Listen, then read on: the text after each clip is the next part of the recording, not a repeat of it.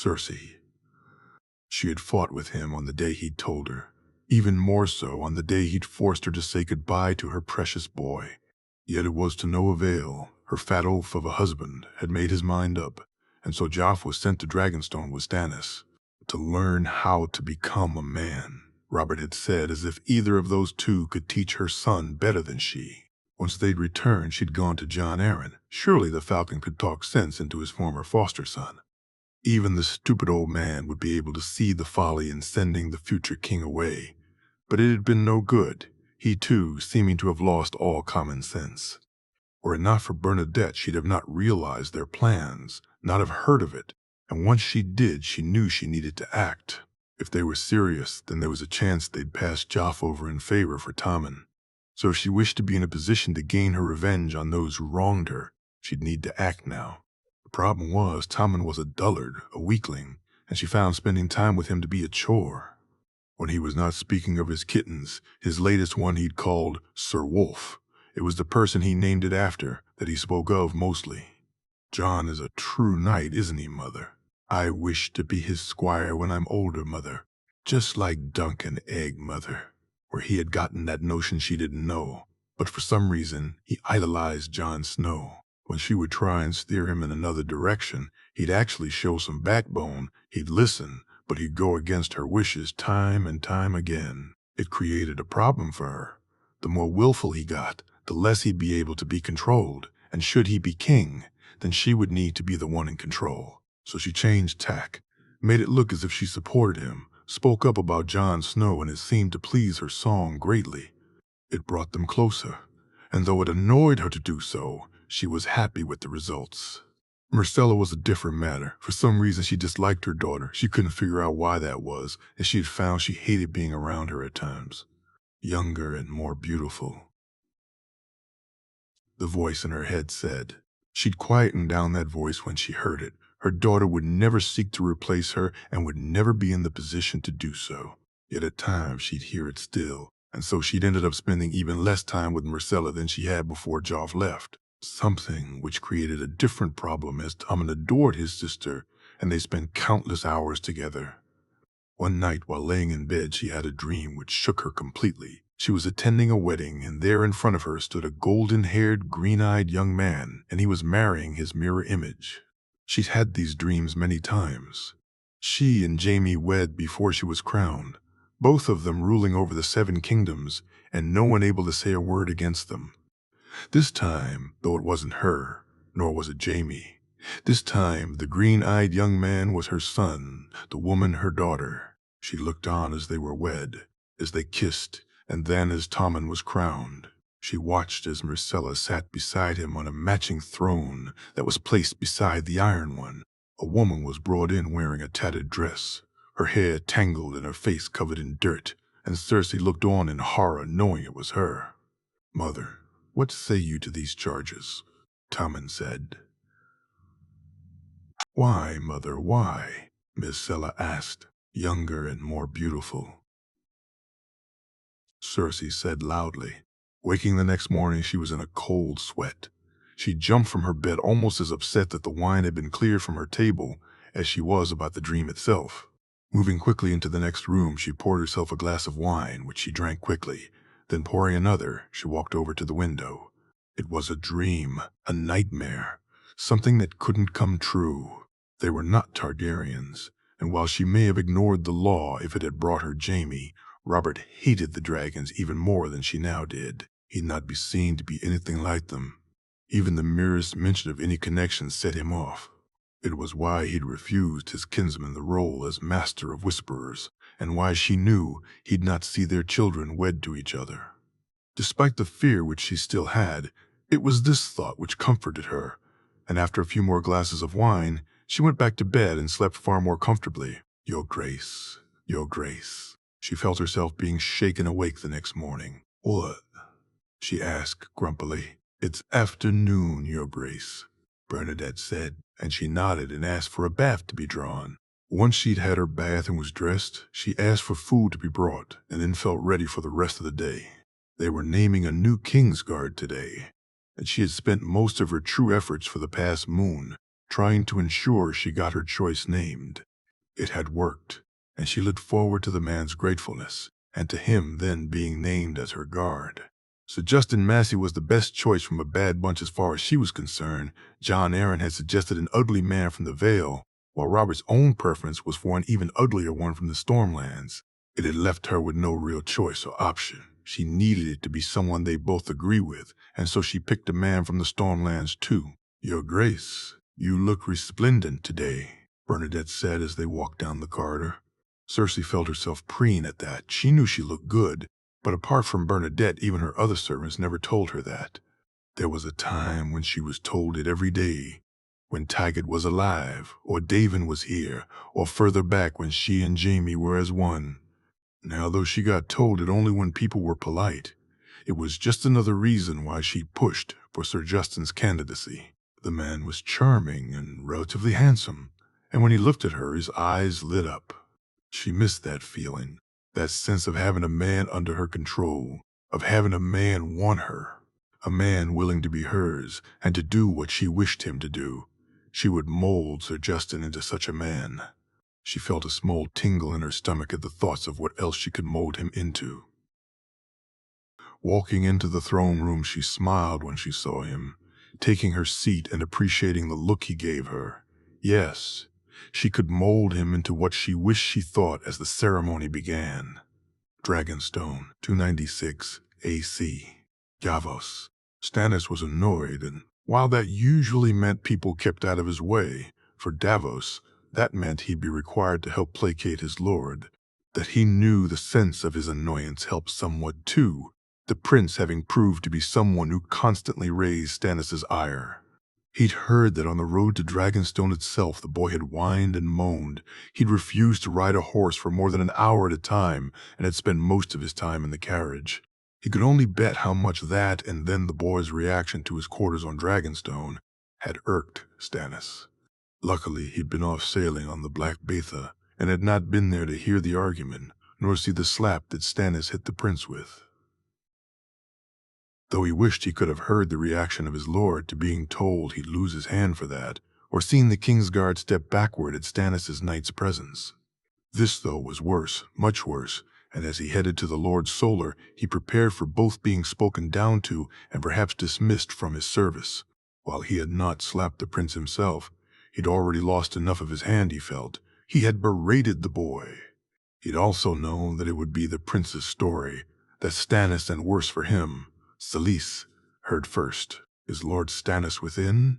he asked, and the guard nodded. He walked into the room to find Stannis standing at the window looking out. His lord had his hands behind his back, and he could hear the grinding of the teeth from here. Standing by his chair, he waited until Stannis turned and found the quietness of the room to be almost overbearing. It took some time, and when he did, Stannis bid him take a seat. Once he had, he got ready to face whatever punishment his lord deemed necessary. "Tell me what happened," Stannis said simply and to the point. A day earlier, he had been in the tower with Shireen and seeing the girl's downbeat mood had asked for and gotten permission from Stannis to bring her to Aegon's garden. The weather was good, and he knew she wished to be outdoors. He knew also that Selyse had kept her even more hidden away due to the prince's arrival. When he told her that they could go outside, she had smiled, and as always, he felt it deep in his heart when she did so.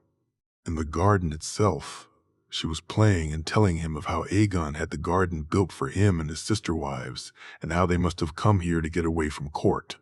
On a sunny day such as it was today, he felt that to be exactly what they would do.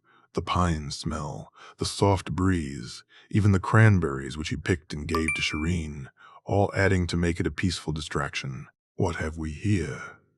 The voice called out, and both Davos and Shireen turned, and he immediately didn't like the look on the prince's face, and felt worse about the hopeful one on Shireen's. "Good morning, cousin," Shireen said with a smile. "Cousin? Oh, by the gods, you're my cousin, you with that face." Joffrey sneered. "Come, my lady. Perhaps it's best we head back inside," Davos said, as he saw the way her face had dropped. "Of course, Sir Davos," she said as she stood up. "That's right, Sir Davos, take the freak inside. Something with a face like that shouldn't be seen in the light of day. She'd scare children, animals even." Joffrey laughed, and when he saw the tears in Shireen's eyes, it was enough. You'd know full well being scared, didn't you? Piss your pants in Highgarden, all because of a large dog. What a brave prince you are, Davos said with a snort. How dare you? I am your prince. That didn't work out too well for you in Highgarden, did it? Claiming to be a prince, while showing the entire realm your true nature. Brave and true, you're not. Did you cry, my prince? Did you cry when the dog moved towards you? I'll have your head, Joffrey said. I wish you good fortune, my prince. A coward like you will need it. He reached out and took Shireen's hand and moved, heading for the keep. Sir Mandan, I demand you show this man what happens to those who speak to a prince that way, Joffrey said, his voice rising, and the knight moved forward. Be sure to do it right, and then be sure to run, Sir Mandan. I'm not a fighting man, but I'm a well-liked one, and you are alone on this island, he said, and saw the knight pause. And as for this prince, be careful whose orders you take. The realm suffered a mad king once. Do you really think they'll accept another? While Joffrey shook in his rage and the knight paused, Davos took the opportunity, and he and Shireen left the garden. He was not a brave man, and what he had done was stupid. There'd be consequences, he knew. But he'd not see her hurt by the likes of that boy, not if he could divert attention from her. He felt her hand grip his tightly, and as he led her to her room, he knew she was still upset. Once he reached it, he knelt down to look at her. That boy showed his true colors in Highgarden, my lady. Picking on girls is all he's able for. You are the Lady Shireen, and you are worth 10 of him, Davos said, smiling when she hugged him. Thank you, Sir Onion Knight, she whispered as she walked into her room. No, he said that to my daughter? Stannis said, and Davos nodded. He did. My lord, I know what I said was above my station, and he said, but was interrupted. Don't you dare apologize, Sir Davos. Come, I wish to show you something. He walked with the lord down to the sparring yard, the prince and his kingsguard already standing there. The prince was holding a sparring sword in his hand, and Davos almost laughed. He was not a fighting man, but he knew many, and the way the boy held the sword was embarrassing. Around the yard, knights, ladies, almost the entire court of Dragonstone had been gathered. Sitting in pride of place and waving at him when he entered was Shireen, though Cersei grabbed her hand to stop her almost immediately. It's time you learned how to wield a sword properly, my prince, Stannis said.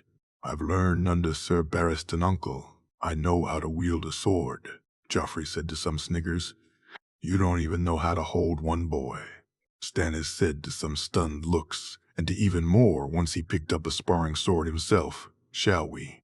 What they were treated to was an exhibition in swordsmanship, a painful one, and one which went on for some time.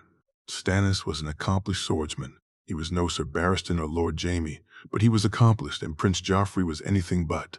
Every second blow by Stannis caught the prince. On his leg, his shoulder, his hand, his arm. He'd be covered in bruises on the morrow. Not that it seemed to bother Stannis as he moved, again and again, hitting the prince over and over.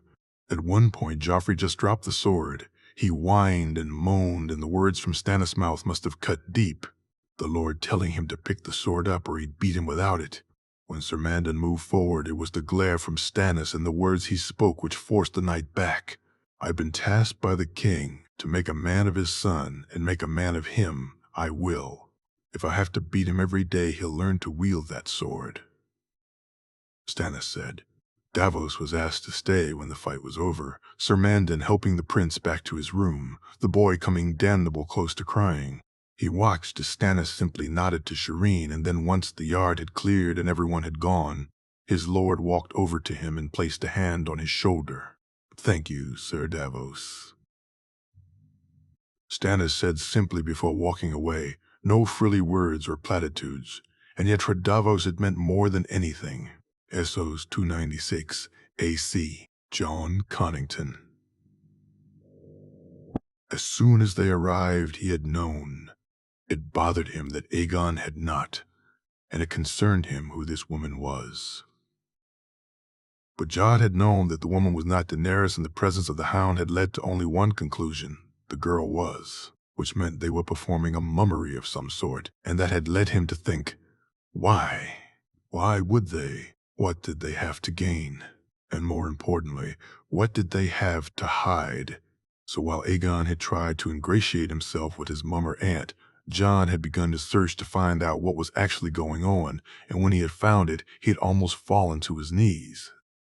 The dragons slept in what he believed were Daenerys' rooms, 3 of them, one black, one green, and one gold. The eggs had hatched, and he almost cursed, and at the same time thanked the gods for Illyrio's stupidity. Sending Duck back to Haldon, he had him search for a way to bring them with him, to take them from the person who had stolen them, and to give them to Rhaegar's rightful heir. While he had done that, Jon had formulated a plan to actually get the dragons from the temple itself. The dragons and Aegon himself, knowing that would be perhaps just as hard, so in lust was he for the woman he thought an aunt. What did Haldon say? He said, if we douse the meat with this, we can put them to sleep long enough to take them. Duck said, we need horses. Duck, once we leave here, they'll be after us. We need horses to ride, and the shy maid must be ready to set off the moment we board. When? The day after tomorrow, he said. And Duck nodded. He had almost ruined it when the girl had seen him, and even more so when he had argued with Aegon. His king was so enamored with the woman he thought an aunt that Jon felt he'd perhaps need to knock him out, as well as the dragons. Nothing happened with the former, and when he gave Duck the nod, he received a stroke of good fortune with the latter. The mummery had ended, the princess showing her true colors, and he saw it then, saw the reason why they had played the mummery. She was refusing to accept the truth, not because it was the truth, but because she wished to usurp her nephew's claim. Daenerys wasn't interested in sharing the throne. She wished it for herself, and was willing to go so far as to lie about Aegon to achieve it. Why do they lie so, Jon? Aegon said as they hurried from the temple. They wish to steal your throne, my king. Please, we must hurry. He said, you think I fear them? Aegon said, stopping in the street. I think here we're outnumbered. Besides, once I realized their game, I began my own. Please, my king, we must go. Aegon said nothing, though he did follow him, and when they reached Duck and the horses, he saw a basket tied to one. You got them? He said happily. Only one. It was all I could carry. I was heading back for the others. Duck said abashedly, no, we must go and go now. Jon said. One, what? Aegon asked. Come, my king. I'll explain it all when we're far from here. Making it back to the shy maid, Yandri quickly set off, and Jon had Duck take the basket to Haldon's room, the maester being the best man to deal with it for now. He was a little annoyed they'd not managed to get all 3, but one would be enough for now. While Aegon demanded to be told what was going on and only reluctantly accepted waiting, Jon took a bow and took up position on deck. Should the Hound arrive, he'd be ready. As it was, they made it away without being followed, taking the Volena. For now they sailed for days. Once he felt it was clear, he spoke to Haldon, who said the dragon was angry but controllable, and he was relieved by that. The idea of an uncontrollable one far too much to think about. He made his way to Aegon's rooms and told him everything, how he doubted the princess's intent, and how he'd begun to make plans just in case. Yet you didn't tell me. You let me play a fool, Aegon said angrily. I needed them to believe my king. The prize I sought was far too precious to your future for them not to. So forgive me my mummery, your grace. Let me show you the reason for it, he said. And while he could see he'd not been completely forgiven, he knew what he'd show him would do so. Walking into the room, he showed Aegon the covered cage, and at a nod from Haldon took the cover down. While Aegon looked at the cage, Jon found his eyes on his silver prince, the sheer joy on his face, the sheer happiness, stirring his heart as it had only been stirred many years earlier. That's a dragon, Jon, Aegon said as he reached out to touch it. Now, my king, that's your dragon. he said, and Aegon turned to him and smiled before he gave a pained yelp. Aegon, he asked worriedly. He bit me, Aegon said as the blood fell from his finger. Let me love my king. Is it bad? Haldon said, and they were all relieved to see it wasn't too bad. Why did he bite me? Aegon asked. He's a dragon, my king. He needs to be taught, Haldon said, and Aegon nodded. Over the next few weeks, they had needed to put the dragon to sleep more than once. He, Haldon, and Aegon himself had come close to being burned by Balerion, as Aegon had named the dragon. When he'd heard there was a black one he'd been wrought, the black dread sounding far better to his king than the golden one. Though Jon had felt a golden dragon leading the Golden Company to be a far better idea than a black one. They would serve the Targaryens now, not the Blackfyres, and the visual of it would be far better, he felt. Haldon said they would need Illyrio to find more books than he had, that something was missing, some way for Aegon to make the dragon even more his. When Aegon had complained, the half-maester had told him the dragons hadn't been in the world for over 100 years. No one knew how to control them. My aunt must have, Aegon asked. Or she faces the same problems as we do, my king. She had them locked up, he said. And Aegon nodded. When he felt it safe enough, he had Yandri take the shy maid back to Goyan Drohe. Haldon was right. They needed more books, more knowledge on raising a dragon. They'd had to continually replace its cage and drug it, and he worried about the effects. It was also getting bigger, much bigger, and soon he doubted they'd be able to keep it caged at all. He found himself dreaming at night, his king riding a dragon, leading an army, and yet every morning he'd wake and ask himself the same question. Why is Aegon's dragon white? He'd say softly before shaking it off for the rest of the day. Dorn, 296 AC. Doran. Ruling was something he enjoyed less and less these days, the bigger picture always being more his desire than the day-to-day. Charting Doran's course far more to his liking than settling petty disputes or organizing trade deals. Those he usually left to his daughter. Her letter intrigued him, though, and he was glad she'd be spending more time in the West. If she was enjoying herself there, then their plans must be moving forward. She must be getting closer to the boy, which meant he was getting closer to seeing his blood on the throne.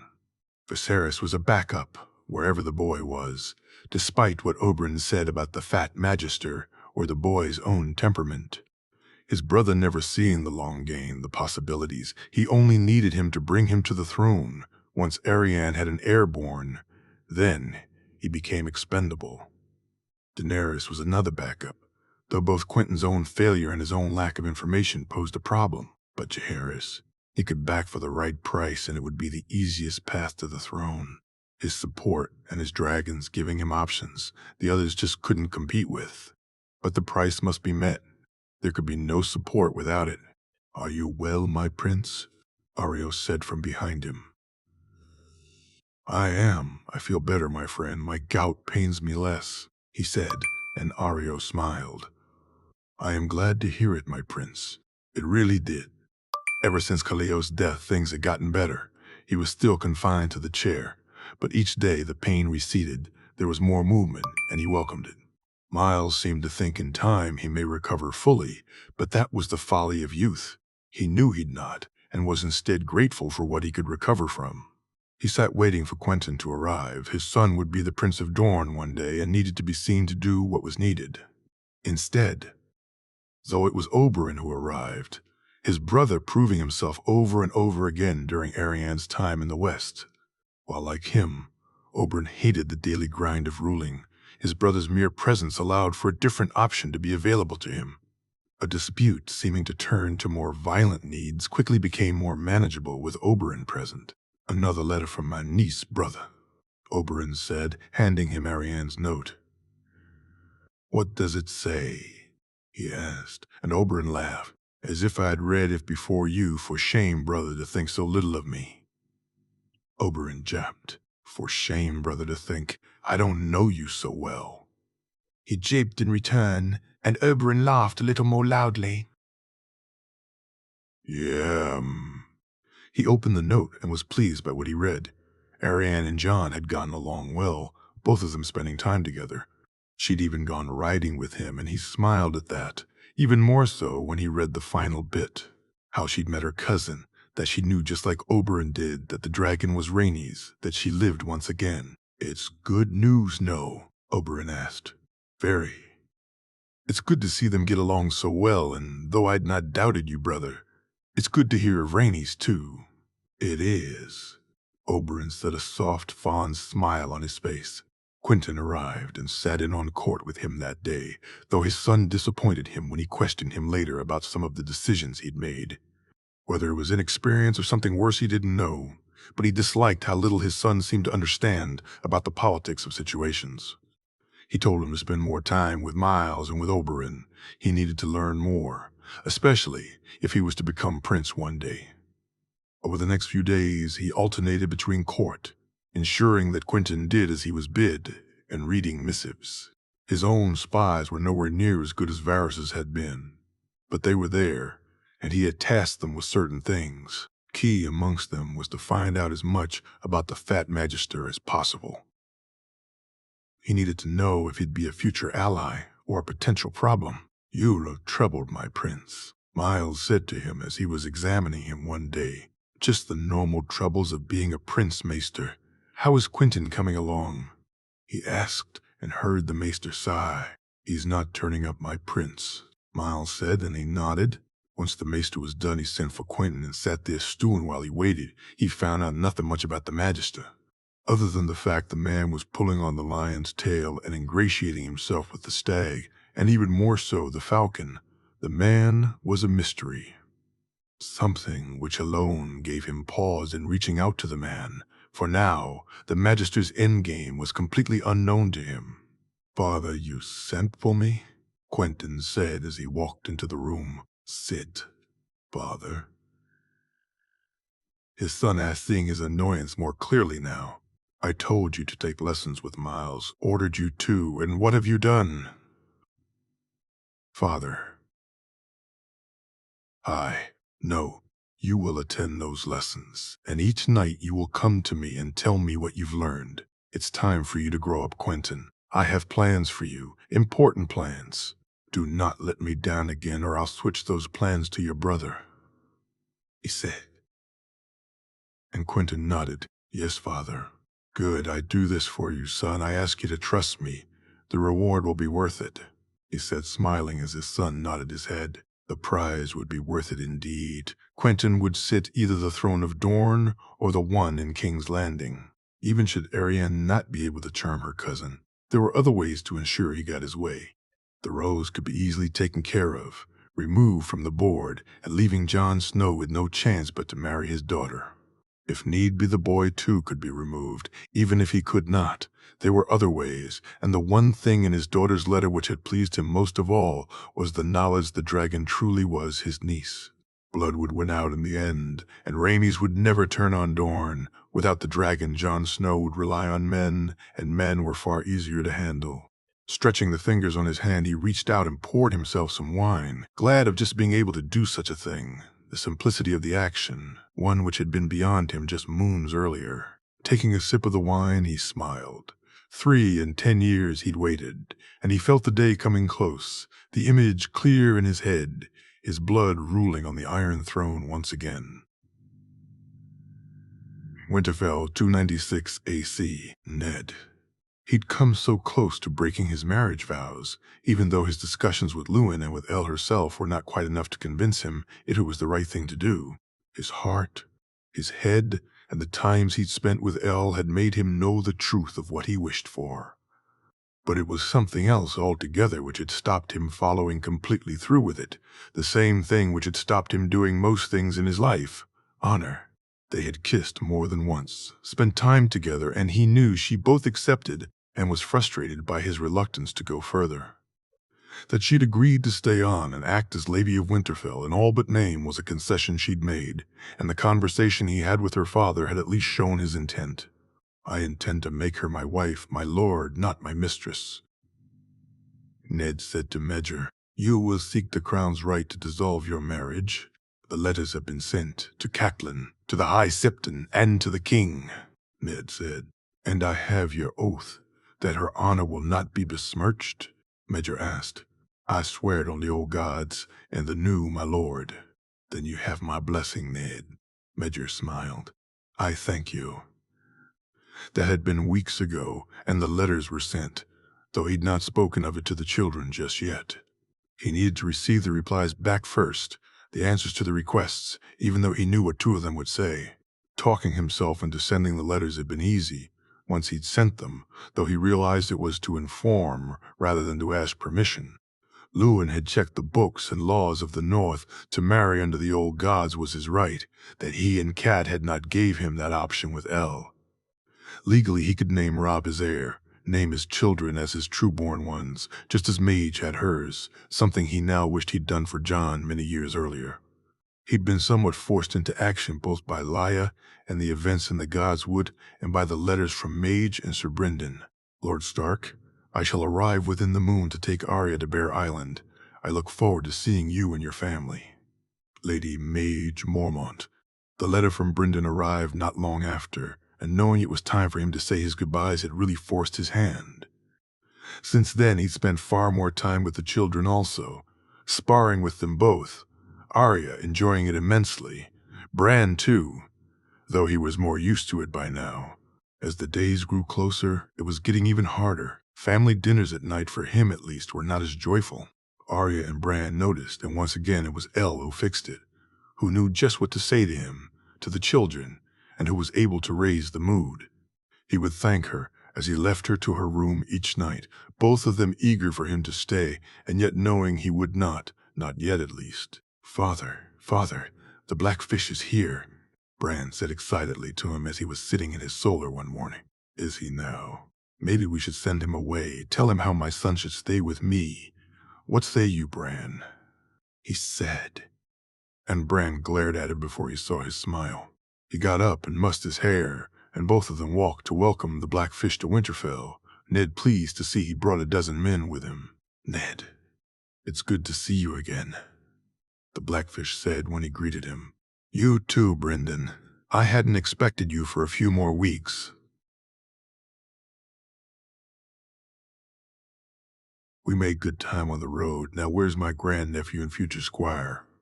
The blackfish said, looking around as if he couldn't see Bran, who was standing in front of him. Here I am, Uncle, Bran said, and the blackfish looked down at him. I didn't recognize you, lad. So big you've grown. Looking forward to our travels? Aye, Uncle, very much so. Good lad. We'll be leaving in a few days, so make sure you say your goodbyes. I will, Uncle. Sir Brynden. When we're in public, lad, you're a squire now, the blackfish said, and the smile on Bran's face was the truest he'd ever seen. Sir Brynden, Bran said, standing stiffly. Good lad. The 3 days that Brynden stayed seemed to go by so quickly, and as the household lined up to say goodbye to his son, Ned looked over to see Lya saying her goodbyes to Summer. The smile that brought to his face was quickly gone as he looked at Arya saying her own goodbyes to Bran. With Sansa and Robb gone, the children had become closer. It had reminded him a little of Lyanna and Benjen at times, and he could see how hard it was for them to say goodbye. His own being just as hard a few moments later, kneeling down and feeling his son's embrace, his own arms wrapped around him as he wished him well. I'll make you proud of me, father, Bran said softly. I am proud of you, son. Don't you forget that. I love you and I'll miss you. I'll miss you too, father, Bran said, and all too quickly he was gone. As he suspected, Arya took it hard, and he was happy that Mage arrived soon after. The moment Arya saw Lyanna Mormont, it was as if all her gloom was replaced by joy. The two girls were inseparable over the next few days. Mage staying longer than the blackfish had was something he was ever more grateful for. Not only did it give him more time with his daughter, but it also allowed him to speak to Mage about the North. How many are living in Wintertown now? She asked. A little over 6,000 more arrive every day, he said proudly. The town's improvements clear for all to say. Wyman started on the roads, she said, and he nodded, the raven having arrived to say he'd begun the work. Aye.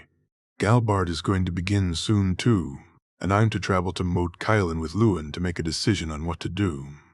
"You got a lord in mind?" Maegay asked. "When done, I was thinking one of Rickard's boys," he said, and she nodded. "He'll be happy with that. I'd have suggested Sir Wendell if we could take him from the sea," she said, and he nodded, having had considered that also. "How's the keep coming along, Mage?" "A year or so to be properly habitable. A few years for it to be finished. And the trade. It's incredible, Ned. You should see the benefits in your tax increase." She laughed before turning serious. "You hear of Essos?" she asked. "A note from Wyman says the Lannisters are handling it according to Sir Richard." "And John?" she asked. Keir read. He smirked as he opened a drawer and handed her the letter. "By the gods," she said before swallowing down her ale. "Aye, it's a new world, Mage. A world of a king who rides dragons." Saying goodbye to Winterfell when he traveled to the Vale, the letter that had come to tell him what had happened in King's Landing, seeing his sister laying in the bed in the Tower of Joy, and now saying goodbye to his youngest daughter. These were as close as Ned had ever come to crying in public, the only times he felt like he would lose his composure and let the world see his tears. Holding Arya in his arms and feeling her sob against him, looking at her and wiping the tears from her eyes and seeing her try to smile as he spoke, drained him. So much so that after she'd left he realized he'd forgotten to give her the gift he'd decided to give her. He and his guards mounted up and raced after her, and as they reached her he saw Mage look at him nervously, worried something bad had happened. "Forgive me, Mage. I forgot to give Arya something." "There is nothing to forgive, Ned. Arya, your father, wishes to speak to you." Mage called, and Arya rode over to him. "In all the excitement I forgot to give you a gift," he said, smiling at her. "Ha ha ha ha! A gift for me, father?" she asked excitedly. "Aye," he said as he handed her the small knife. "This belonged to your great-grandmother, your namesake, Arya Flint. She like you was fierce. I've no doubt it'll serve you just as well as it did her." "Thank you, father, thank you. It's so pretty," Arya said, and he laughed at that. His daughter thinking a knife was pretty showed not only was the gift right, but the decision to let her foster with the Mormonts was too.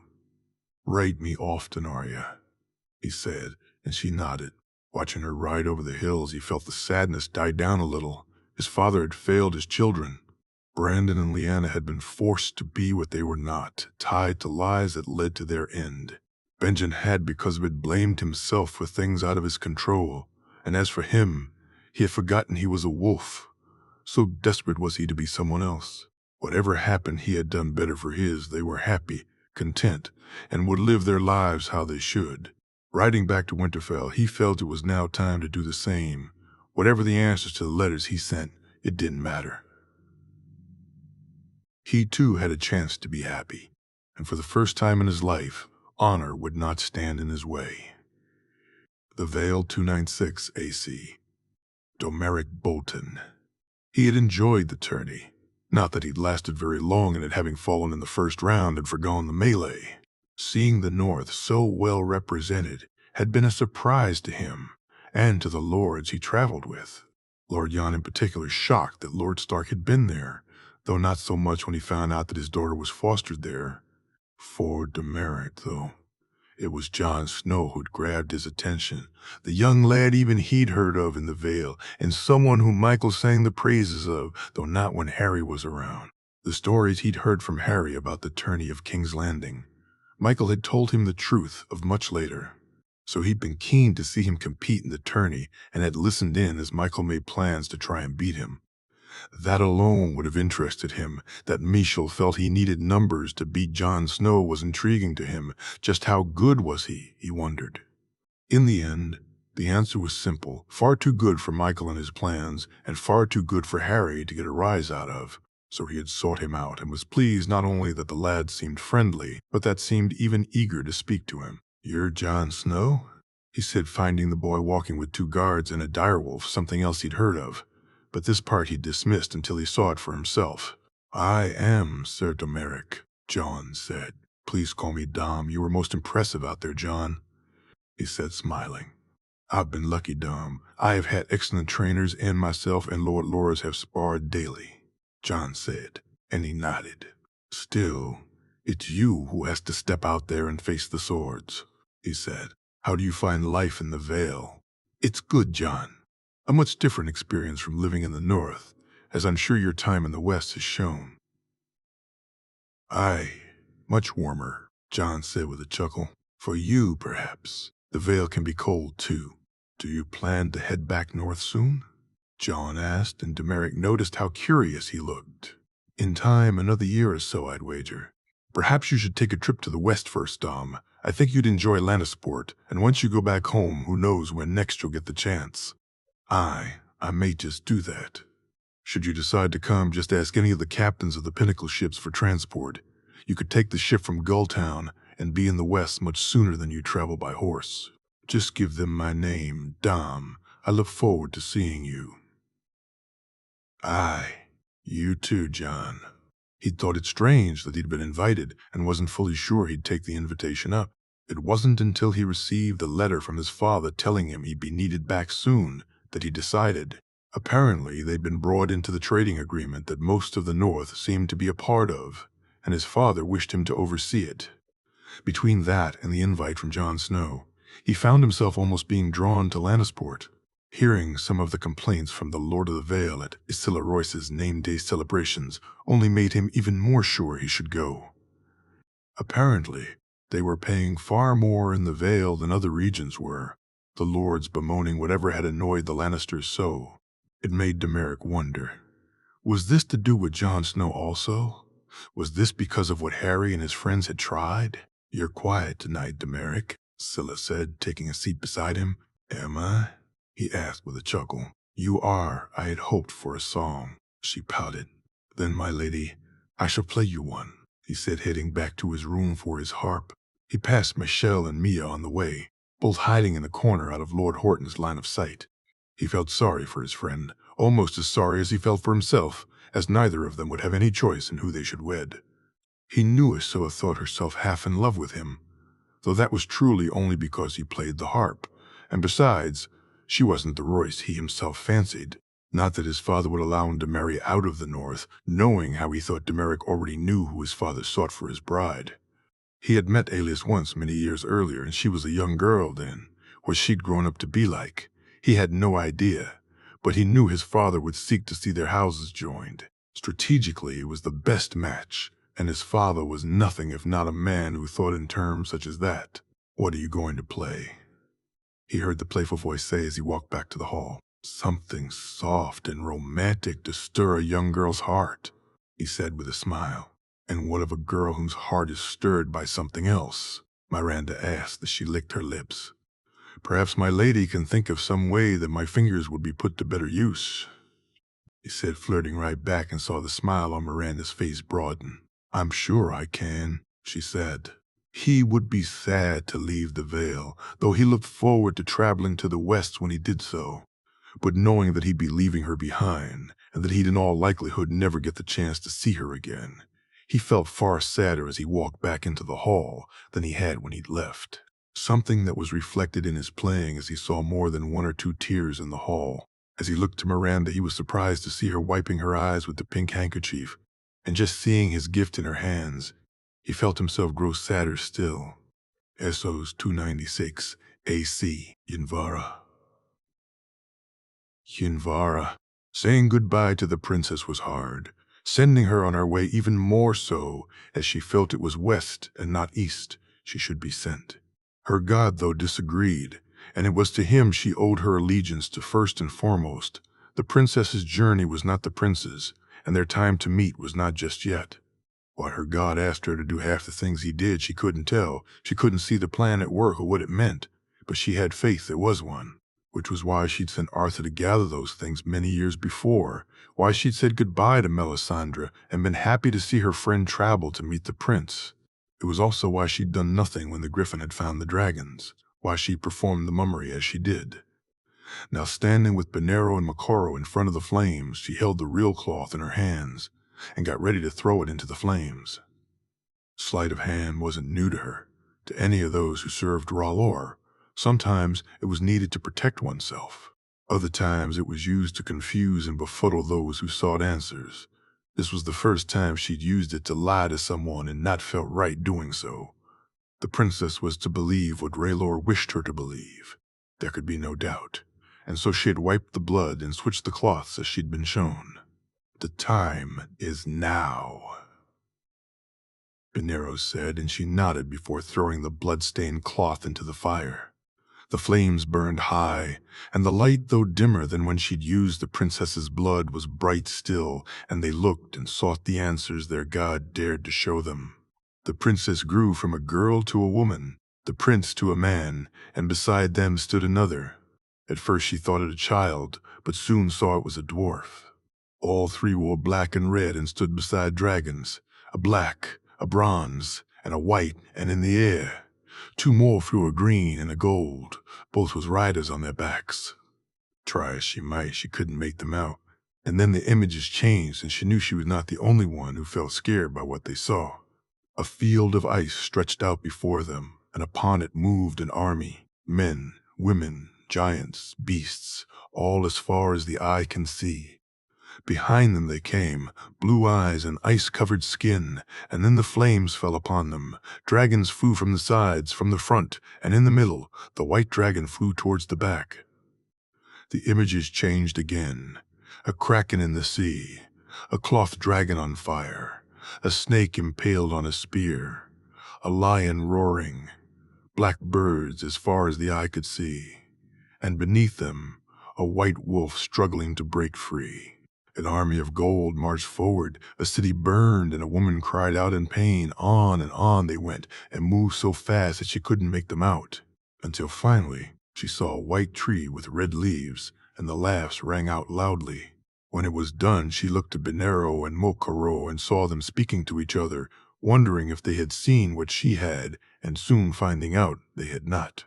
They sat around all night and discussed what it was they saw, and she quickly realized they were on different paths. Though what hers were she didn't find out until many days later. She was sitting by the fire when she saw it, and she left the very next morning. She had a long way to go, and she hoped he would be there when she arrived, hoped she could reach him in time.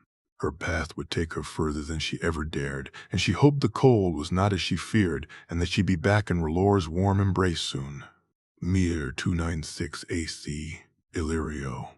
Despite their agreement, the Golden Company would take no part in his plans. He knew that, and he accepted it. This was not work for them, though he wasn't sure if he enjoyed dealing with this man at all. Still, Holt had done what he'd asked, even if he'd made a far larger mess than he'd wished for. Paying him, even after he'd received good coin for the goods they'd stolen, bothered him. But pay him he did. Will you be needing me for more work soon? Holt asked, his lisp as annoying as always. No, for now, this should be enough, Illyrio said. Then maybe I'll just have to go into business for myself, Holt said. And Illyrio shrugged his shoulders, not caring if he did or didn't. There could be some repercussions for your actions, Illyrio said, and Holt laughed. What care I of repercussions with the Iron Bank on my side? Just warning you, Illyrio said, and Holt nodded. He was glad he was done with him, the mummery over with, and should they actually catch up with the brave companions, then the lions would turn their anger on the Iron Bank and not he. Which was just as well. He knew full well the capacity of the lions, and wasn't yet ready to face them full on. He needed them bloodied and weakened before he'd move in for the kill, and there was plenty of time for that. Where is the prince? He asked his steward, and the man led to the prince's room. In here, master, the steward said, and he nodded as the Unsullied opened the door. Viserys had been overly drugged, so much so that his mind, or what he had of it, was even more addled. Illyrio instructing his men to spin him tales of who he truly was. So as he entered the room, it was not Viserys Targaryen he was speaking to, it was Aerys, and he knew it was almost time. Where have you been, Lord Varys? Sirius asked. I've been off seeing to your future subjects, my king, listening to tales my little birds have brought me. And what tales are they? That the kingdom awaits your return, your grace. They believe you died at the hands of the Kingslayer, as if a man could kill a dragon. he said and chuckled as Viserys did likewise. Indeed, you did well, Lord Varys. But I tire of hiding in this place. My people need me, and the time for the dragon to return is on hand.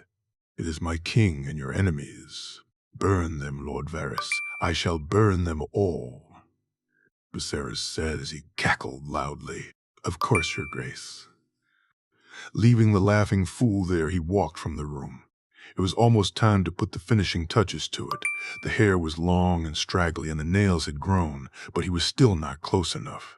He needed him to be madder, to fully believe he was Ares reborn, and it would take more moons for that to be the case. Once it was then, and only then, could he do what needed to be done.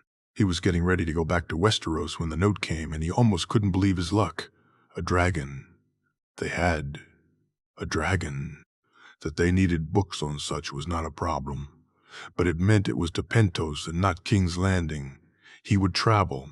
A dragon put things more in their favor. It was a game changer, and no army, not even the unbloodied lions, could stand in their way now. We sailed to Pentos, he said to the captain of the Bountiful Harvest, and he motioned to the young blonde to follow him to his room. He was in the mood to celebrate after all. Time had confused him for so long. Choices, decisions, paths taken, and those not all had confounded him. The line between the reality he faced and the realities that were possible all blurring together and making him do things that were not in his interest. So he had gone away and hidden deep beneath the sea, and once there he had tried to follow a single pathway, a single stream. Where it had led him was strange and unlike the others. With this one, he managed to complete the journey. Traveling the others, he fell along the way, sometimes sooner than others, but always falling, though. The biggest problem had been that he sought the unobtainable. He sought a way out. That was no longer possible, and so he had resolved to just continue to be, to live. And then perhaps then he could still manage his goals. After all, if he could survive the upcoming fight, if he focused on that, then anything was possible. How long? Bloodraven said, and the child looked to him almost stunned to hear him speak. Too long. She said, How long? Almost 2 years. What did you see? She asked. The future. He said as he smirked. Jon. They were less than a day from it, and both he and Rhaenys were nervous. This was where it had all almost ended. They had lost so much here, and yet it was also where his father was born, where Duncan the Tall saved his grandmother and ensured his father was born. Among salt and smoke, his father had been brought into this world, and because of it, he believed himself to be the prince that was promised. Now, according to everyone, that was him. It was always supposed to be him, and not even death, it seemed, was going to stop that. Maya had shown him as much. Rhaenys agreed with her, and he'd seen the dragon fly over Summerhall. Was it true? Was he inevitable, as Maya said? And if so, was he worth it? Sitting there under the bright light of the sun, he questioned it, as he had since she'd spoken to him. What's on your mind, my king? Arthur asked, taking him from his thoughts. What? He said, shaking his head. There are times when I look at you and I see your mother, Jay. Others, when you are your father's son. Right now it's the latter. So speak. What's on your mind, my king? Maya. The things she showed me, the things she said is, I don't know. It's one thing being told you're some prophesized prince. It's another seeing it, being shown that no matter what, you were almost meant to be. What does she show you? What do you know of Prince Duncan? He asked. The Prince of Dragonflies, Arthur said with a chuckle. I know he married for love, that he gave up the throne for the woman he wished to be with, Arthur said, and that he and so many more lost their lives in Summerhall. He was supposed to be my grandfather, Jon said, and Arthur looked at him oddly. How could that be? I don't know, Arthur, but his wife, Jenny, she was pregnant with the man who was supposed to be my father, Daeron Targaryen. He would have been named, as would I, Jon said sadly. But if, then how? Arthur asked, confused. I had to be born. When Prince Duncan, when Jenny died, they switched me. I don't know how, but they switched me. "And you believe this?" Arthur asked. "I was taken away in the embrace of a dragon and then returned. That's what she told me." "I saw it, Arthur, with Rhaenys. I saw it. I know how crazy it sounds. Believe me, I do, but I saw it," Jon said softly. "Saw what?" "I saw the dragon over Summerhall, over the Red Keep, over Casterly Rock, and over the Tower of Joy. I saw a dragon being born. I was that dragon, Arthur. Rhaenys was. Tyrion was." "You realize how that sounds?" Arthur said, and Jon laughed. "I realize more than you think. You think I don't wish to ignore all of this? That I don't worry? I'm as mad as my grandfather was? Every day I find myself worrying about that, thinking of that. Do you think me mad, Arthur?" He asked, his eyes on the night. "I don't know, my king," Arthur answered, and Jon was glad of the honesty. "When you do give me a shout, I'd really like to know," Jon said as he got up and walked over to lay down, Arthur chuckling behind him. Sleep, though, was hard to find that day. Just speaking of what Maya had told him left it playing on his mind. In both lives, he had lost his father and mother before he was born, almost as if that too was predestined. Prince Duncan had given up his throne for love, and while his father had hoped to keep his, had he not done the same thing in a way? Had he not basically thrown away what he was, to be who he wished to be with who he wished to be with? Love is the bane of honor, the death of duty. What is honor compared to a woman's love? What is duty against the feel of a newborn son in your arms, or the memory of a brother's smile? Wind and words, wind, wind and words, wind. We are only human, and the gods have fashioned us for love. That is our great glory and our great tragedy. He woke up with a start, the voice reverberating in his head, a woman's voice, and he wondered if it was his mother he'd heard, or Elia, the words feeling somewhat familiar to him. As he threw some water on his face and stood by the small stream, he tried to remember where he'd heard them before. It didn't take him long, and he resolved to ask Oberyn to bring him a copy of Elia's letter when next they met. "Are you well, my king?" Arthur asked. "I am. Bad dreams, Arthur," he said with a soft smile. "I was thinking, Prince Duncan, you should speak to Barristan about him," Arthur said, and Jon nodded. "I will. You ready?" he asked. "I am." With night just about to fall, he climbed up on Rhaenys's back, the flight taking them only a few hours. Looking down on the keep, he smiled to see it was exactly as he had seen it in his visions, Rhaenys seeming even happier as she looked at the large open space in the middle. She landed carefully, and as he and Arthur climbed down, Jon looked around. They were in the middle of the castle grounds themselves. What he imagined had once been the godswood, though it was empty now. It did, however, provide cover for Rhaenys, and as he walked over and leaned in, he felt his sister's own feelings threatening to burst forward. "Ray?" "I'm well, little brother. Tired. I wish to rest," she said, her voice far softer than usual. "I'm here for you," he said. And she brushed up against him. Not more than a moment later, she closed her eyes and was asleep. He and Arthur began to walk around the godswood. No trees had grown here. There was little grass and very few flowers and plants. It was as if life had decided to abandon this place. They walked into the crumbling ruins, and as they did, he suddenly got an image in his head. A silver-haired man sitting alone playing his harp, the stars shining above him. "Arthur, did my father ever come here?" he asked. "Alone, only alone, my king," Arthur said, and Jon smiled at that. He could understand not wishing to share certain things with others. They entered a large room, and he could see scorch marks on the floor, though no natural fire caused these. The stone itself had almost melted beneath them, and he couldn't imagine just how much heat that would require. Harrenhal's towers had been blackened by Balerion's flames, but here the stone was almost glassy-like and colorless. Moving further into the room, he felt as if he was walking among shadows. Each time he blinked, he could see them. Those who had walked these halls before were all calling to him now. They kept walking, Arthur letting him lead the way, and Jon not understanding why he desired to go this way and not that, or why he ignored this room while walking into a different one. "Jay," Arthur said, but he barely heard him. His eyes closed. He listened to the music, the celebration, and the happy voices, following them as they danced, as they moved around the room. He saw his great-great-grandfather Aegon the Unlikely sitting on a chair, saw Duncan the Tall standing to his right.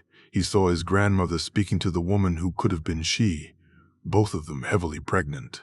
He moved closer, and they began to move to another room, Jon hurrying after them in an attempt to catch them, to speak to them, even though they were ghosts of the past. Entering the other room, he saw a pyre, and resting above it a number of dragon eggs. Beneath it lay jars of a green liquid, and yet his attention was drawn away from it. The man moved quickly, and so he followed him, looking on as he began to spill green liquid around the edge of the room. "Stop! What are you doing?" he shouted, and for the briefest moment, the man and Prince Duncan looked to him. The fire began then, and as he looked on, he saw the man try to run, his gray robe catching a flame, and yet compared to others, he was lucky. Inside the room, the green fire exploded. Prince Duncan grabbed his wife, but the flames were too quick and were upon them before they could move. He looked to see Aegon covered in flame and followed as Duncan the Tall helped his grandmother from the room. "You lad, watch her. I need to go back in," Duncan called out, and Jon looked at him as if he was crazy. "Now, lad, there's not much time. Protect the princess," Duncan said, and Jon moved and knelt down beside his grandmother. "It will all be all right," he said, and she smiled at him and reached her hand to his face. "The innocence of youth. Nothing will ever be the same after today," she said softly. "Do you need anything?" he asked, and she shook her head before she cried out in pain. More and more people surrounded them, and a woman knelt down and shouted for others to bring water and cloth, and he realized then that the babe was coming. His father was being born. Was this it? This the answer he sought? He felt torn, a part of him telling him to stay, and another telling him to go back inside.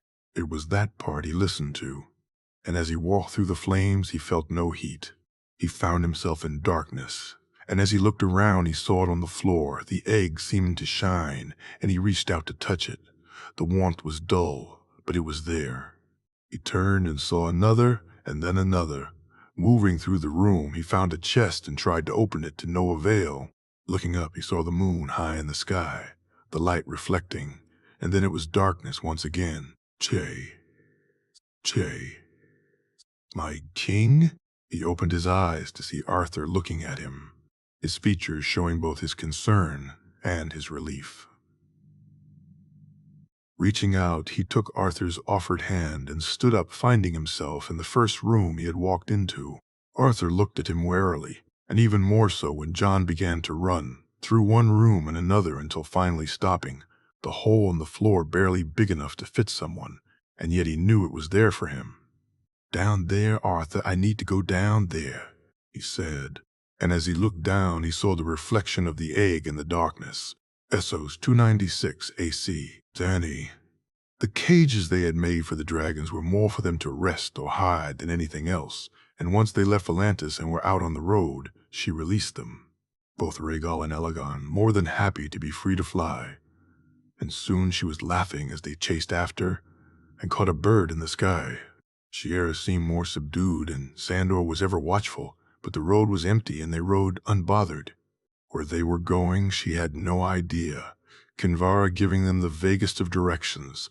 They were to head east, and that was it. Nothing more to be said. Looking at the map that Benero had given them, Dany couldn't see where Aegon and Jon Connington would go. There were cities out there, great cities and small cities, but why they go east made no sense to her. Shiera, too, didn't seem too happy about it, and despite what she said, Dany knew there was something on her aunt's mind. She was, however, willing to wait until she brought it up with her herself, feeling that she owed her that much. The dragons would come in and rest ever so often. Despite not liking the cages at all, they would accept them, if only briefly. "Here," Sandor said as they neared a small stream. "It's still early," she said, unhappy they were stopping. "We may not find a place like this for a bit. There'll be fish in the stream, so we and the dragons can eat," he said. And she nodded. She joined Sandor in the water as he began to catch the fish. How he was able to do it was beyond her. Still, she tried to do the same as he, and only ended up getting soaked, not enjoying it when he laughed or splashed her more than once on purpose.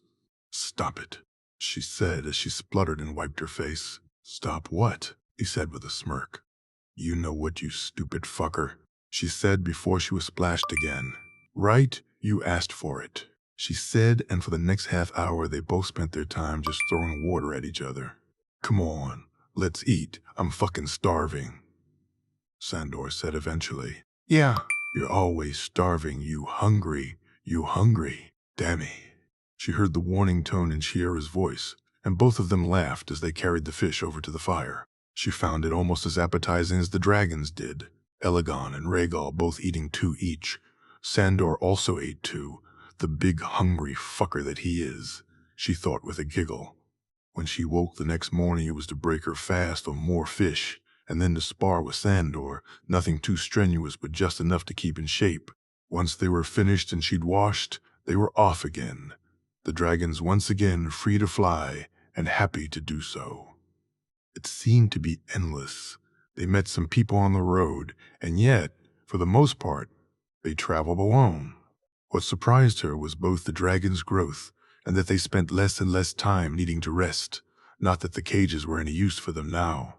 They had also moved on to larger prey, goats, sheep, ground hares, and when they ate birds, one was no longer enough.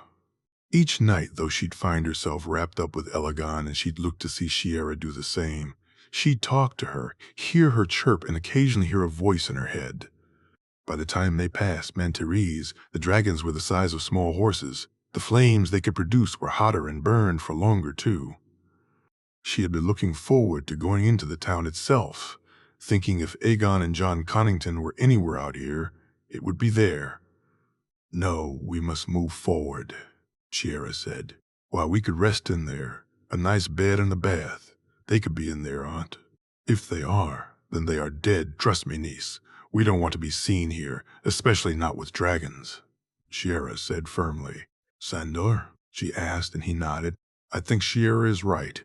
It's best we move on." "We move on, then," she said, glad to see the relieved smile on her aunt's face. Since Volantis, she'd been somewhat more willing to listen and do what others said. Occasionally she'd argue, and sometimes she'd need to bite her tongue, but she'd realize that other people knew more than her. If Sandor said something wasn't safe, then she'd listen. If Shiera spoke of a place with more knowledge of it than she, then she really shouldn't argue.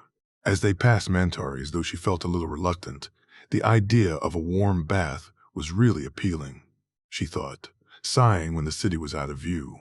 By the time they reached the ruined city of Borash, they'd been traveling for a couple of moons at least, Dany having lost track of how long exactly they'd been out here. Instead, relying on the fact that the dragons were now almost as big as the horses they rode, and her hair was now long enough that Sandor had stopped calling her a bald fucker. Apparently now, she was fuzzy fucker. And he delighted in rubbing his hand on her head and annoying her. Though she quite liked it too at times. Not that she'd ever let him know that. Annoying fucker that he was. "What are you chuckling at?" he said as he rode up beside her. "Nothing," she said, chuckling more. "Come, we need to get dinner," he said, riding away. "Shiera." "We'll be back in a bit," she shouted as she raced after him. They didn't have too far to ride to and found the goats unattended. Taking her bow, she took down the first, easily. The second was a little harder, and the last almost got away. The rest of the herd had scattered and she jumped off her horse, helping Sandor to put 2 in front of him and 1 her, before they rode back. They enjoyed the night as both they and the dragons ate better than they had for a few days. It was a few weeks later when it happened. She'd had a dream that night of a young girl being chased, the men wearing leather and carrying spears. The look of fear on the girl's face woke her up, and as Dany looked around, she felt they were close. She walked over to the tree. Sandor slept against and woke him up, unsurprisingly finding him in a terrible mood. "What the fuck? We have to go now. She needs us," she said. And he looked at her and then almost panicked. "Shiera?" "No, the girl. Please, Sandor. We need to go," she pleaded, and he nodded before grabbing his sword. After waking Shiera, and once Aegon and Rhaegal took to the air, they began to ride fast. The night sky was clear, and the moon full as she rode, and she felt they were close. As they came to a hill, she knew it was to be here, when they rode over it. Though she found that they were alone with no sign of girl anywhere, and she was starting to feel foolish when she heard the scream. Looking around, she saw Aegon and Rhaegal near a small shape on the ground, and she moved quickly to it, seeing the panicked look on the young girl's face. "You have nothing to fear. They won't harm you," she said. And the girl didn't seem to believe her. Moving further away from the dragons, Shiera called them. "Rhaegal, Aegon me jodnaika, sir. Rhaegal, Aegon, come here," Shiera said, and the dragons chirped before flying to her. Dany, looking back to see her aunt stroking each of them and hearing their trills from where she stood. "You are safe. We won't harm you, I promise," she said. And the girl seemed to relax some. This one has never seen such things," the girl said. "They are dragons. What is your name, little one?" Dany asked, reaching out a hand which the girl took. "This one is called Missandei," the girl said with a soft smile on her face. "My name is Daenerys, but my friends call me Dany. Missandei." "Dany," the girl said, smiling more now. "Highgarden, 296 AC. Marjorie. The preparations for Garland's wedding took up some of her time, as did her own studies, and she also tried her best to keep busy. Being with Sansa helped. They'd gone hawking again with her brother, and Sansa had allowed Willis to show what a non-warg could do. While not as successful as Sansa had been while warging, it still was most impressive, and it left the rest of them unable to compete. Her nights, though, were far longer than she wished, and her dreams were not the ones she wanted. Once she'd fully recovered from her illness and felt sure she was strong enough again, she tried to repeat what had happened. While she knew it was unlikely the pen played any part, it was all she knew that had happened differently that day. And so she pricked her finger once again and lay in bed and waited. Sleep came. The dreams, however, did not, and she woke the next morning once again, annoyed and frustrated. So much so that her grandmother practically demanded that she come spend the day with her. It didn't take long for the conversation to happen. She knew it would, and in the end was glad of it, though not so much at the beginning. "This is not like you, Marjorie," her grandmother said as they sat in her solar. "What's not like me?" "This, moaning around. I know you're missing John, but you've been parted before and will again. It's different this time, harder," she said as she huffed. "Why?" "We're married, grandmother. My husband and I are married, and I've spent only a few hours with him since we were wed," she said, shaking her head. "You shouldn't have married him then, should you?" "Whoa," her grandmother said, and she turned to look at her. "What?" she snapped. "Had you actually given any thought into what you did, then you'd have realized the folly of what you were doing." Marjorie barely let her grandmother finish, standing up and moving to the room. "Sit down at once, young lady," her grandmother snapped. She glared at her for a moment, but it had no effect on her grandmother. Her stare was far more practiced than her own. So reluctantly she walked back to her seat and sat down, sighing as she did so. "Oh, my sweet child, I don't mean to be so harsh. I know how you both feel about each other. It's why I was so happy when the match was made, so happy for you both," her grandmother said, reaching out and taking her hand in hers. "But I don't," Marjorie said, and Olenna chuckled. "I know.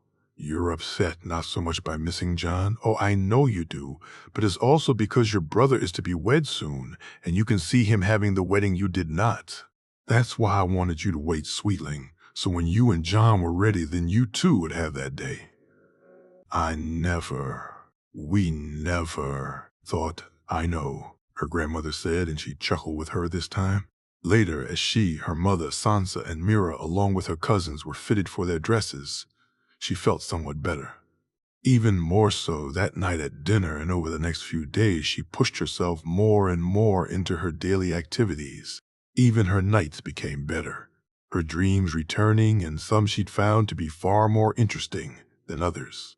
They were in the gardens when the letters arrived, one from Loras and one from Jon, Sansa looking on excitedly as she watched her take it. She wanted nothing more than to just open it, to tear it open and read it then and there, and yet she also wished to read it alone in her room. So she decided it for the best to read Loras's one out loud and to save Jon's for later, hoping Sansa would understand. "Marge, I should be setting off within the moon, unfortunately. Things are quite busy here and Lord Jaime and Lady Dacey won't be able to attend.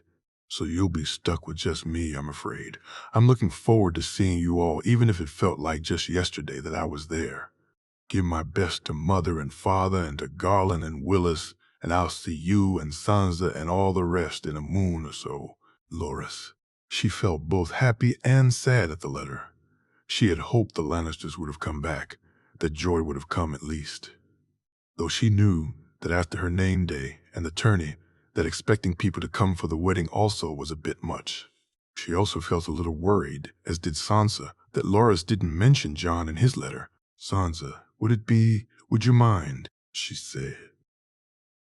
And Sansa smiled at her, shaking her head, already knowing what she was about to ask. "No, I understand. Will you tell me afterward, what you can anyway?" Sansa asked. "I will," she said, and placed the letter in her pocket. She shared Loras's letter with her mother and grandmother, and found out they had received a similar one from him and from the Lannisters. Then she spent the whole of the day just waiting for it to be time to retire for the evening, time seeming to almost crawl, she felt, until she found herself hurrying to her room that night. Once inside, she lay down on her bed and opened the letter, smiling when she saw the handwriting. "My dearest wife, I've been so busy since I came back, have had so much to do, and yet even filling my time can't make up for the fact that I long to be elsewhere, to be with someone else. There are moments throughout the day where I find myself reaching down and touching your favor, or when in my room I find myself holding gifts you've given me. I look at your picture and talk to it and find it a poor substitute for who I wish I was speaking to. Laying in my bed, I think back to a night when I lay beside my wife, when I felt her arms around me and her head on my chest. I wish it was all over, that we were just together and could live our lives, that we could have the future we deserve. I've never wanted the crown as much as I do right now, as I know once I have it, then it's done. I can be with the woman I love, have the life I'm supposed to, and we never need to be parted by anyone's choice but our own. I miss you so much and think of you always, your smile, listening to your voice, and how I feel when I'm with you. My heart no longer is mine and mine alone, it's yours, and I gave it to you freely and without hesitation. Look after it for me until we meet again, and know that until we do, I am less than I wish to be. Only with you am I the man I should be, the man I want to be, the man I could be. I am no longer just Jon because I'm no longer alone. It's not just me or just you. From now on, there is only us. Your husband." Rolling over on her back, she looked at the letter, once again smiling as she wiped her eyes. She leaned forward and placed a kiss on where he'd signed it and placed it on the table. Holding the pen in her hand, she pricked her finger yet again and let the blood pool, and closing her eyes, she hoped to see her husband in her dreams that night. Casterly Rock, 296 AC. Tyrion. He waved his uncle off, Jaime standing beside him, as the Lion's Mane set out into the bay. Kevin not wasting any time and setting sail for Myr. As it was, it would take him almost a moon to get there, and who knows how long to negotiate with the Company of the Rose. Tyrion and Harris would take the reins in Lannisport, though Harris would do most of the work as Tyrion had other things in his mind. "What?" she asked confused. "This. It changes things, I know. I'm sorry, Ari," he said, and as she looked at him, he couldn't place her expression. "Changes? What changes? Am I to feel differently about you over your father? You think Eris is worse to me than Tywin?" she asked almost angrily. "After what Tywin did to my family, you think anyone could be worse than he?" She asked almost angrily. No. Eris was a madman. He too caused my family great pain and suffering. But it was Tywin Lannister that my father blamed, that my uncle blamed, that I blamed, and yet I am with you despite this.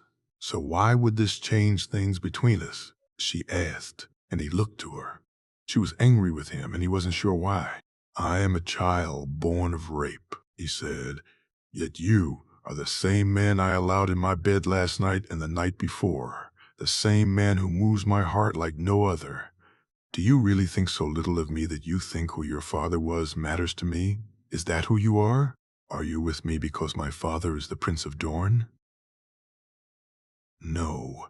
Then why would you think that I'm with you or would not be with you based on who your father is? He realized it then, the anger. It wasn't directed at him over who he was or who his father was. She was angry at him because she thought he was suggesting something he was not. I never thought that based on you, Ari. I thought it based on me, he said. Explain it to me. She said, her voice almost pleading. All my life I've been what I am, a dwarf, a Lannister. People see me for how they wish, and I knew that and dealt with it. I was never to be a fit consort for a high-born lady despite my status, he said, and he raised his hand when she went to speak. And then I met a beautiful princess who didn't seem to care, he said. I don't, she said determinedly. But you too knew me for who you thought I was. And now I find that is a lie. I'm not that man, I'm someone else. So you worried I'd reject you? I did, not because of you, Ari, because of me, because of how I've felt all my life, because of how I feel about you. How do you feel about me? She asked, the excitement back in her voice now. I love you, he said, looking down at the sand. Good. I love you too, my lion. Or is it my dragon now? She said. And when he looked back up at her and saw the smile on her face, he found he didn't care. He wished for nothing more than to just ravish her there and then, and he could see that she too was eager, but there was something else he needed to do. So he stood up and reached out his hand to help her up. Once she was, they began to walk to the cave. Lygaron was awake, and Tyrion wondered if the dragon had felt his emotions. Was he the same as Rhaenys was with Jon in that regard? Though that was truly a matter for another time, he walked over and leaned in and felt the dragon's joy at both his presence and the calm that was in his heart now. This is Lygaron, my dragon, he said as Arianne gasped. Essos 296 AC, Sandor. The girl was a slave and a runaway, and according to Dany and the girl herself, there could be people coming after her. Sandor found that abhorrent. That a girl this age was a slave was not unexpected. This whole place ran on slaves. The reason that she'd run, though, sickened him, and he hoped the people who owned her turned up. He prayed for it, really, once she'd calmed down and eaten. The girl, Missandei, told them that she belonged to a man named Krasnys Monaklos, one of the good masters of Astapor. She was a scribe, used to translate for the master and to help him sell the Unsullied to those who spoke different languages. They'd been visiting Meereen, and one of the great masters had taken a liking to her, and she'd overheard Krasnys agree to sell her to him. What the man wished to do to her sickened him, and even as beaten down as Missandei was, she had run and run far. Is she asleep? He asked when Shiera came and sat beside him. She is. Dany is next to her. Good. They will come on the morrow, he said. And she nodded. The Unsullied are formidable. Sandor, if they send enough, we don't stand a chance, Shiera said worriedly. You, Dany, and Missandei can hide among the rocks there. Dany with her bow can take out some, and I can handle the rest. The dragons will help too, she said, and he nodded. Go get some sleep, I'll keep watch, he said, and she stood up and placed his hand on his shoulder. Be safe, she said softly. He saw them in the distance the next morning, a dozen men carrying spears and one on a horse. They were moving fast, and he knew it would only take an hour or so before they reached them. Waking up the girls, he hated the look of fear on Missandei's face. No girl of that age should ever feel that way. He thought and resolved to take that fear away. Sending Dany to the rocks, he told her to wait for his single, and then Aegon and Rhaegal took to the sky, both dragons ready if needed, and so they waited for the men to come closer. When they arrived, he saw them more clearly now, and he felt the doubt begin to rise. There was more than he thought. 20, not counting the man on the horse, and the odds were way against them. Danny could take a few, and he a few more, and he hoped the dragons could take the rest, closing his eyes. He stood firm and waited for someone to speak. He didn't speak the broken Valyrian that most spoke in Essos, knowing only some words, and so, after the man had spoken for a few minutes, he chuckled, having understood none of it. "What the fuck did you just say?" he said, laughing. "Girl, come this way, you give," the man said then in the common tongue, broken though it was. "Fuck off," he said, and watched as the man took the small whip in his hand and moved it, the Unsullied raising their spears. "You give or you die," the man said, and before Sandor could move, the arrow flew, catching the man in his throat. He reached down for his sword at the same time as the screeches of the dragons began, the noise of the man falling to the ground lost among the other sounds. The Unsullied had formed into a group, their spears out and the formation impenetrable, and he hoped the dragons could do what he could not. "Musador, Marcelin, Iragon, Ilagon. Musador, Marcelin, stand down," he heard Missandei say as she and Danny moved out from the rocks. He cursed them both, Shiera too, when she moved, also, and was thankful that Danny at least still had her bow trained on the men. Missandei walked over to the man on the ground, and he stiffened when she got close to the Unsullied, though no man moved to stop her or grab her. Instead, she bent down and picked up the small whip and brought it to Danny, handing it to her and nodding. "Dovaiogandi Yoragoni Lagon. Unsullied, stand down," Danny said, and yet no one moved. "Dracarys Elagon," Danny said, and the flames lit up the sky. "Dracarys Rhaego," Shiera said a moment later, and the green dragon did just as his sister had. "Dovaiogandi Yoragoni Lagon. Unsullied, stand down," Danny said once again. "Musador, Marcelin, Iragon, Ilagon, Rubagon Costilus. Musador, Marcelin, stand down, listen please," Missandei said, and Sandor relaxed, seeing them lower their shields. "Missandei ixis daies costa umbagon. Lidazirela. Missandei is free. You can stay with her," Danny said. "Ia costa jikagon arla neajot se exia nike epagon au neajot ideribagon. Or you can go back to the masters. I ask you to choose." "Mbagan, stay," one of the Unsullied said. "Mbagan," another quickly added. "Mbagan," the rest said as one. He watched as Danny stepped forward, the whip in her hand and her bow on her back. She threw the whip down a few feet from the Unsullied, and Elagon flew close to it. "Dracarys Elagon," she said, and the whip was then covered in flame. "Hen bizatubis ixadais vali aohafizezis ixizaon se aon misiri. From this day you are free men, your fate is yours, and yours alone," Danny said, and even Sandor was moved by the powerful way she said so. Musador and Marcelin, it turned out, were Missandei's brothers, and the leader of the group was a man named Grey Worm. Missandei having explained to them how the names of the Unsullied were chosen and how they were changed regularly, Sandor feeling a chill run down his spine at that thought for some reason. You were who you were. Having someone else tell you that you were not disturbed him.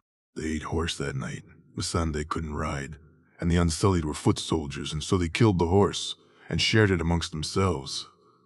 The dragons flying off to hunt their own food. With Marine and Slaver's Bay out of the question now, they headed north towards the Dothraki Sea, Sandor feeling more comfortable with the escort they had with them. Missandei sat in front of Danny on her horse, he and Shiera on theirs, and behind them the 20 Unsullied marched, the dragons flying ahead of them. They would keep close to the river for now, though soon they'd be leaving it behind, and yet Sandor couldn't help but feel they were traveling in the wrong direction. Summerhall 296 AC. Arthur. The tale that Jay had told him disturbed him for a few reasons. Not only did it sound crazy, mad, and that would have been enough, but how he spoke of it reminded him far too much of his father. His initial observations of his king were that he was both his parents, Rhaegar's seriousness and Lyanna's ability to have fun on some occasions. though he showed what to Arthur were some of Rhaegar's worst traits. At times he could seem obsessive, driven, only not in the direction he would prefer him to be focused on. Instead, like his father, it was prophecy, and things that Arthur didn't understand that Jay's mind would turn to. Were it not for Jaime and Walder, or for what he'd seen Jay do himself, then he may have found himself doubting him far more than he did. Yet still, at times, he found the doubt to be almost overwhelming, almost threatening to be the only thing on his mind. Listening to him speak of what he and Maya Rivers had spoken of, seeing him collapse in the middle of the ruined hall and then watching him frantically run and point to a hole in the ground, his doubt was once again threatening to make his choices for him. In the end, he was glad it did not. Sitting with Jay around the fire and looking at the eggs, he couldn't believe it, and he dared not imagine what was in the chest. "How do you think you're to open that, Jay?" he asked as Jay looked at the chest. "It's not to be opened here, Arthur," Jay said confidently. "How do you know?" he asked. "I feel it. This is not the place. The magic's not right," Jay said as he held one of the eggs in his hand. "And them?" he asked, pointing to the 3 eggs. "They live, Arthur, but they are not for me," Jay said and moved over to him, allowing him to touch the egg. He felt the heat, but it was cooler, easier for him to touch, and the life that moved inside it was duller, lesser in some way. As he watched Jay put the scarlet egg beside the others, the bright blue and the deep indigo, he wondered who they were, for if not his king, he didn't need to wait too long for the answers. "They are for who follows Arthur, my children, my children's children. I do not know which, but I know they belong to them. I can feel them in my head whispering, 'Not yet, not yet.'" Jay smiled. "How did you know about them?" He told him then about what he'd seen and done, and Arthur once again found the whole thing to be mad, crazy, and when Jay laughed, he began to worry a little. "I know what you're thinking, Arthur, and I'm glad for it. Truly, you need to be wary, Jaime. Tyrion, we all do, but this thing, it's not madness, Arthur. I see that now. It's a gift," Jay said, and Arthur looked at him confusedly. "Jay, I saw my grandmother Arthur. I felt her hand against my face just as I did Rhaenys' hand many years ago. I've seen my mother, my father, my brother, and other mother. It's not the same as if they were here with me, but I've seen them. How can that not be a gift?" Smile on his face. When darkness came, he joined Jay on Rhaenys' back, the dragon pleased to leave as much as he was, though he wondered if she was as nervous of their destination as Jay or him. Way too soon he saw the red mountains beneath him and then the prince's pass. Before finally he saw it in the distance. They landed in the mountains, though, Rhaenys seeing a herd of goats in a cave and taking full advantage of both. He and Jay too ate goat that morning, and as Rhaenys slept in the cave, Jay hid the eggs behind her, but when they left, he carried the chest with him. It took them almost 3 hours to walk the distance to the tower itself, he and Jay alternating between carrying the chest. Arthur found himself surprised by the lightness of it. When they finally reached the outskirts of the tower and he could see the graves in the distance, he needed to stop. "Are you well?" Jay asked. "A moment, my king," he said before composing himself and walking forward. Tower of Joy, 296. AC, Jaehaerys Targaryen. They stopped at the graves and both he and Arthur paid their respects, Arthur showing him which was Gerald's and which belonged to Oswell. Jay thanked them for what they'd tried to do for him and hoped they'd found peace in the next world. He told Arthur that he would see the remains brought back to the Red Keep when he was crowned, see them buried beside their brothers as all fallen Kingsguard should be. Arthur insisted on checking the tower first, making sure it was empty before he went inside, and he allowed him, taking a seat at the bottom and looking at the chest in his hands. Whatever was in it would be opened here. He felt it, knew it, and he could feel a sense of excitement at it, at the thoughts of it. This was for him. It was always supposed to be for him. When Arthur came down and said it was safe to go forward, Jay asked to go alone. He needed to see it for himself, to experience it alone, and he felt close to breaking down as it was. Arthur was already worried enough about him as it was. Should he see that too? Then Jay shuddered to think what he'd feel. Reluctantly, he allowed him to go alone, and so he walked up the stairs slowly, reaching the door and opening it with his heart in his mouth. The woman was laughing and japing, running as she was chased by a silver-haired man, their voices echoing throughout to tower. At the table sat an older, fair-haired man wearing armor, his expression playful though his voice was grumpy as he complained. In the corner stood Arthur, younger and happier than he'd ever seen him. The woman hiding behind the two knights, first Oswell and then Arthur, the man laughing as he moved towards her. "Sir Arthur, your prince commands you to move," his father said, his voice light. "I cannot. My princess requires my protection," Arthur said as behind him his mother stuck her tongue out. "Abandoned by mine own Kingsguard. A poor prince am I," his father said with a chuckle. "It's your own fault, Ray. I warned you what would happen," his mother said. "That you did my love very well, I concede. You win," his father said. "You should get used to it, my love," his mother said as his father and both knights laughed. He moved further into the tower, the steps leading up calling to him, and soon he came to a room he dared not, but knew he must enter. Opening the door, he prepared himself for what he may see, and then he walked inside. They lay on the bed, her head laying on his father's chest, his father's fingers brushing through her hair. Both of them were completely at ease, fully relaxed as if they didn't have a care in the world. They spoke, laughed, kissed, and lay just comfortable with each other. The tears were in his eyes when he opened them, the room blurry because of it, but he could see what he needed to see. The sheets had been removed, the mattress, though, had not, and as he moved around the room he began to see other things. Little drawings carved into the wall, a small wolf cub, a man, a woman, and a babe, a young boy. He brushed his fingers over them and knelt down to look more closely, seeing it then out of the corner of his eye. It must have been kicked under at some time, the small wooden figure leaning against one of the legs of the bed. Placing the chest on the ground, he squeezed underneath and finally was able to reach it. The wooden wolf was small and white. Where they'd managed to find a piece of weirwood, he had no idea. But as he looked at it, as he saw the red eyes, he began to cry fully now. How long he lay there under the bed he knew not. Eventually, though, he squeezed back out and stood up. Reaching down to his belt, he took the knife and began to cut the blood-stained mattress, grabbing a piece before walking back to the chest and picking it up. He walked to the door and stood there for a few more moments, closing his eyes. He was happy to see the image of his father and mother laying happy together, and then he left without looking back. "Did you find what you need?" Arthur asked, and Jay could see that the knight was still a little upset by the place they were in. "I did. I need a flame, Arthur," he said. And Arthur nodded, grabbing some wood and taking out his flint, while Arthur lit the wood. Jay placed the chest on the ground on top of the blood-stained piece of the mattress. Taking his knife out once again, he cut his palm and let the blood drip over the chest before tying the wound off with a handkerchief. Arthur walked over with the piece of burning wood and he took it off him. Leaning down, he held it to the mattress and watched as it caught fire. "Now we wait," he said.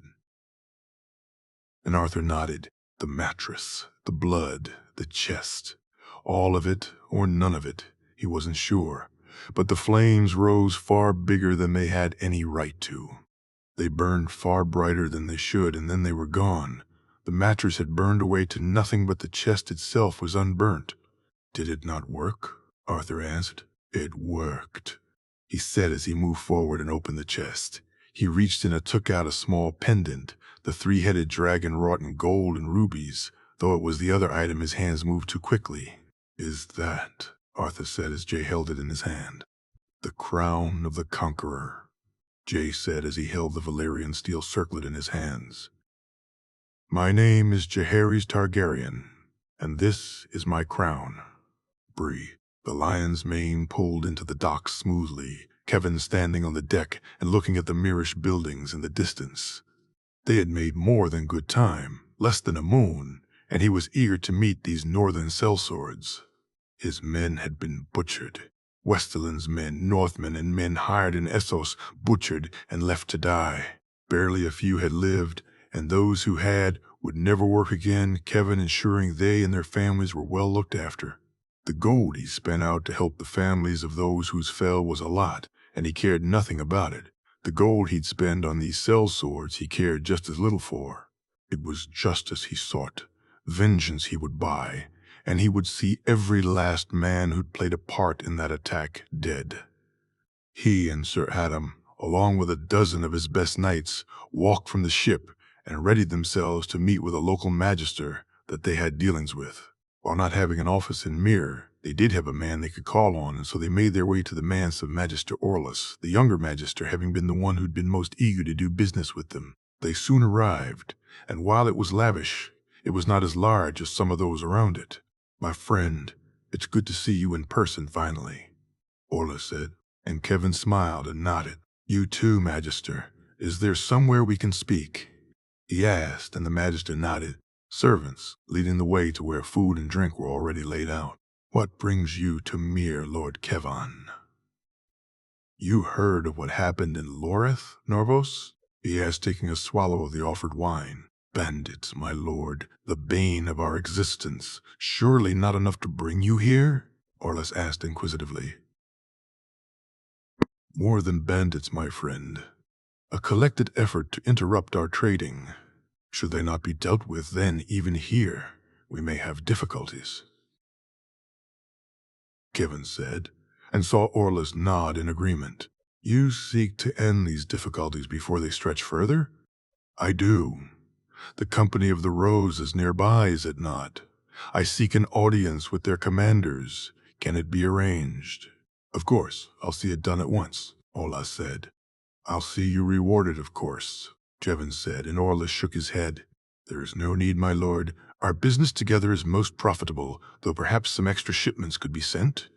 Orlus asked. "I'll see to it, and your own percentages. Magister, a 5% rise on this and our increased business," Kevin said, and the Magister smiled broadly. "You are too kind, my lord, far too kind." Truthfully, he was being overly generous. The increased business alone should make the Magister even more gold. But Kevin had learned one thing about the men of Essos. They were a greedy bunch. Far better to keep them well rewarded before they sought it than after they looked for it. He figured loyalty could be bought, but once lost it was hard to regain. It took them a couple of days to be given the go-ahead to travel to the company's headquarters.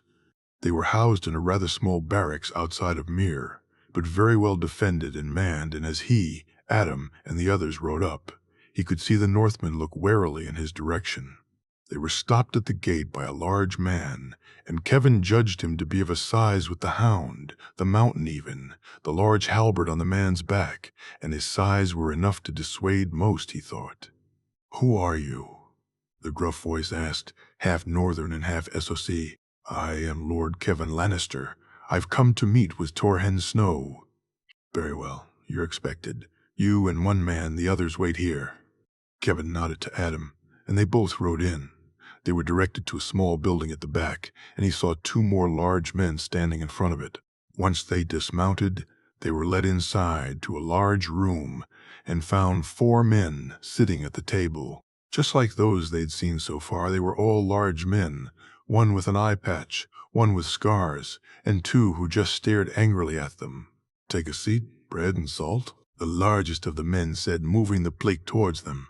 "Aye, we'll accept guest rights," he said, and saw some nods. Once they had taken a piece of each, a young lad brought in some ale which they accepted, and some food which they took only to be polite. After they'd eaten a little and drank some more, the same large man looked at them and began to speak. "Lord Kevin Lannister, and who be you?" he said, looking to Adam. His voice had no trace of Essos and was full Northman. "Sir Adam Marbrand," Adam said. "What brings a lion and a burning tree to my house?" the man asked. "You're Torren Snow?" Kevin asked. I am. This is Artos and Brandon Snow, and the quiet lad is Hugo," Torhen said. "You know of our business in Essos?" Kevin asked. "We know," Artos said. "Some of our shipments were recently attacked, made to look like bandits, though it wasn't bandits who did it. What know you of the brave companions?" "That they're not very fucking brave," Brandon Snow said to laugh. "We know of Hote, and I'm sorry for your men, but "What's this got to do with us?" Torhen said. "I'd like to hire the company to track down the brave companions and bring them the justice they deserve," Jevon said. "No," Torhen said as he and the others got up and turned to walk from the room. "Have you heard of Jon Snow?" Kevin said. And they stopped, Torhen looking at him. "Eddard Stark's bastard son. Aye, even over here we've heard of events in the north," Torhen said. "Our trade, our ships, while my nephews and I have played our part, a lot of it is down to Jon Snow. He was my nephew's squire. He's a knight in his own right now, but ever since he came to us, he's been the driving force behind our trade. The ships were his idea," he said. And while the other three men looked ready to leave, Torhen looked at him for a moment, and then they all sat down. "Then I'm most pleased for the lad. But again, of what import is this to us?" Torhen asked. "It's not just our trade that Jon has seen improve. It's the North's, too. Our largest trading partner is House Manderly, House Mormont, too. It's not just Westerland's lives or livelihoods, the brave companions killed or threatened. It's Northern ones, too," Jevon said. There was quietness in the room for some time, the three men looking to Torrhen Snow, who in turn looked to him. After what felt like an age, he saw the large man nod and smile, and then look to the others who did likewise. "Very well. The brave companions are no friends of ours, no friends of the North. Given what you say, it's clear you are, so we'll accept your contract," Torhen said. "All of them?" Jevon asked. "All of them," Torhen said, and spat in his hand. Kevin did likewise, and they shook hands. The gold he brought with him was just a deposit, a retainer of sorts. They'd get the full amount when the job was done. When he spoke to Orlys later that night, the man was almost giddy that he'd managed to bring them on board. The threat to their caravans, no longer something to be concerned about, Orlys said. For Kevin, it was just knowing that the men who had carried out the attack would pay. He'd leave it to Jaime and Tyrion to see the man who'd ordered it did likewise. Riverlands, 296 AC. Cat. The new maester, while not as clever as Vyman had been, was at least honest, someone she could be sure wouldn't steal from them. Not that she'd allow a maester the opportunity to do so ever again. She and Utharides having taken over the finances and running of the keep. They'd needed to make changes, some which Edmure had fought her on, but the precariousness of their position had become clear even to her brother. Not that he'd completely reined in his spending, and that he was spending mainly on whores was both shameful and in a way comforting to her. The lack of prospective brides for her brothers showed her how much her house had fallen and how safe her own position within it was. So she allowed him to indulge. Far better he frequented whores than brought home a bastard, she thought. As for their bannermen, it was an uneasy truce. Relationships were still strained with some, broken completely with others, and it had led to her contemplating certain things. The one consistent offer of marriage Edmure did get came unsurprisingly from House Frey. The amount offered as a dowry kept rising, and she was almost tempted to accept it. Should she be able to convince her brother then, she probably would. She could limit the power of a woman from House Frey, see that her own position wasn't taken by the new lady, something she couldn't be certain she could manage with any other house, even those houses smaller than the Freys. She knew how Walder treated his brood, how browbeaten the women were, but it was really pointless to think on. Edmure would never accept a Frey for his bride. His own sense of self-importance was far too big for that. "Pearl, take this to Utharides," she said, handing the girl the note she'd made. "At once, milady," the young girl said, rushing from the room. Once she'd gone, she reached down to the drawer and took out the letter from her uncle, one of the few bright spots she'd had these last few moons. She smiled as she read it once again, Petter having come through for her, and she so wished he'd return soon so she could thank him. "Cat, I write to inform you that Brandon is settling in well at the Bloody Gate. He's doing well in his duties and his studies, and I am most pleased to have him as my squire. I'll see that he writes you himself next time. Brendan." She would have preferred a more friendly letter, but her uncle, it seemed, had not come around to her way of thinking. That he and Edmure had a falling out too had left him even more estranged than he had already been. A letter from Brandon would be nice. Also, she thought, it still bothered her that none of her children, barring Arya and Robb, had actually written to her in some time. The last 2 letters she had gotten from them had ended up disturbing her for different reasons. Arya's to tell her she'd be fostering in Bear Island, which, though was not news, was something she had hoped would never come to pass. As for Robb, his letters should have filled her heart with joy. Her firstborn was to be wed. Yet she still felt he was being sold short and still couldn't put it out of her mind that this was the bastard's plan. Mother, it is with great happiness I write to tell you that Lord Wyllis and Father have agreed to a betrothal between myself and Lady Winifred. The marriage is set to take place in 2 years, and it would mean the world to me if you could attend. I am happy, Mother, blissfully so. I hope the news finds you likewise. Your loving son, Robb. While she wasn't best pleased by the match, feeling the princess or Lady Marjorie to be a far better one for the heir to Winterfell, the last part of the letter always made her smile. It was as she was rereading this part that Maester Farman came into the room carrying a much different letter. My lady, a letter from Winterfell, the Maester said, and Cat smiled, wondering who of her children had sent it, thinking it must have been sent before they left. The smile was quickly removed from her face both by the seal, Ned's Lord of Winterfell's seal, and the contents which she couldn't believe as she read them. Catelyn, I write to you to formalize what we both know is the truth of things, the dissolution of our marriage. I've also written to the King and the High Septon. In my letters to them, as I do now to you, I make it clear that our children are unremoved in the line of succession to Winterfell and are true and good. No children I have from this point forward may interfere with that line, no matter what. It's time to move forward with our lives, to end this marriage once and for all. Eddard Stark, Lord of Winterfell and Warden of the North. She found it hard to breathe, the Maester looking worriedly at her and grabbing her a mug of water which she quickly drank down. It didn't have any effect and she needed another, and finally a small dose of dream wine to help her calm down.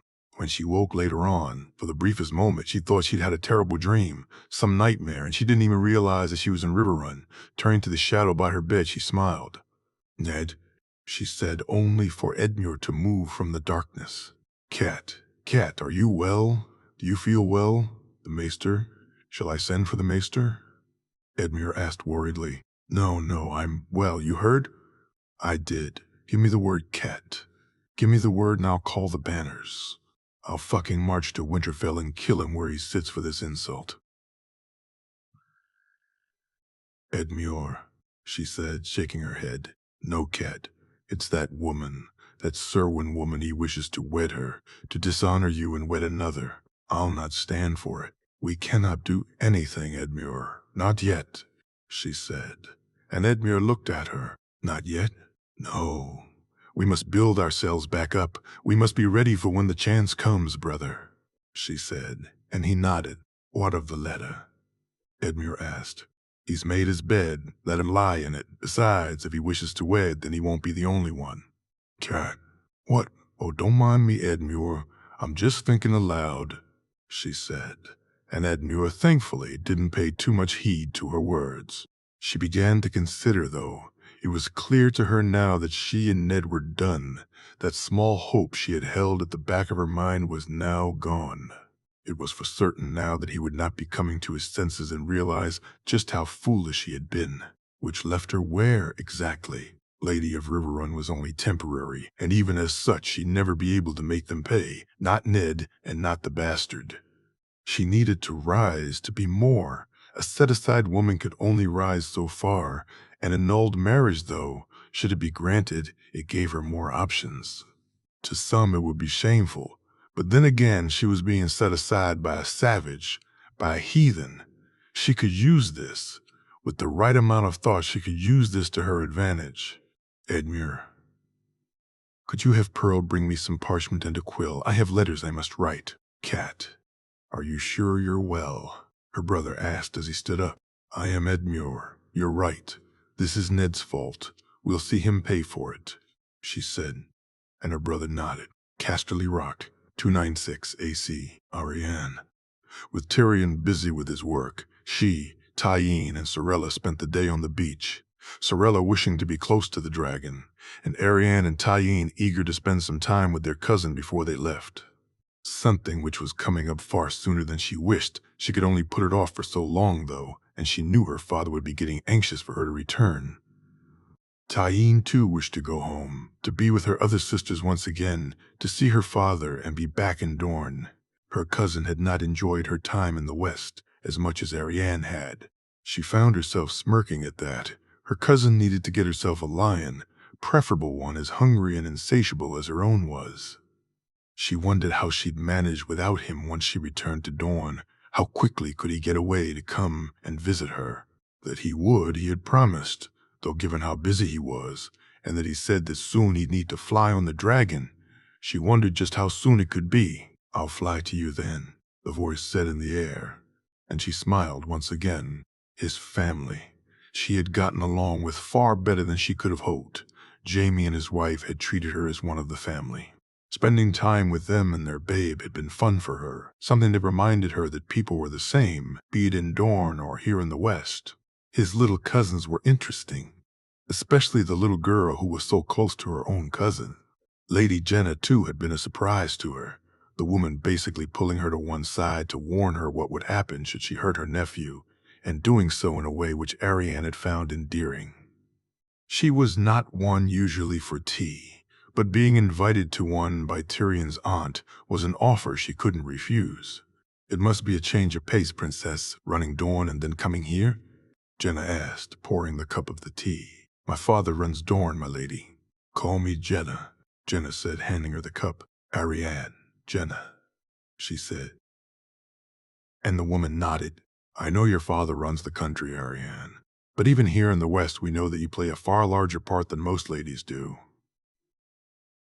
Jenna said, offering her one of the sweet cakes. "I am heir to my father, Jenna.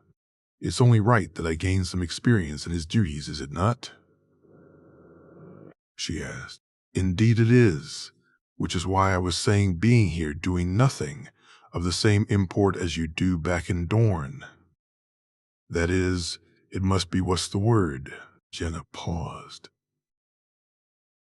"Freeing Jenna," she said, and the woman laughed. "Freeing, yes, the thing with freedom. Arianne it makes us believe we can do what we wish and face no consequences. We believe we can do what only pleases us and that no one else matters," Jenna said, sipping her tea. "For some, yes. For others, it's the freedom to be who we wish to be with who we wish to be," she said, realizing what Jenna was hinting at. "Of course. But what happens when we're no longer free, when we must make more measured choices? Depending on the circumstances, Jenna, some choices work as well, free or measured, do they not? For example, a son of a great house is a son of great house, free or measured choices that remains a fact, does it not?" she said, looking at the older woman. "It does? Then what you wish from your freedom need not be given up in such a case," she said. And Jenna smiled. "Indeed not. And would your father feel the same?" Jenna asked, taking another sip of the tea. "My father wishes me happy and well matched, Jenna. He may get his wish,"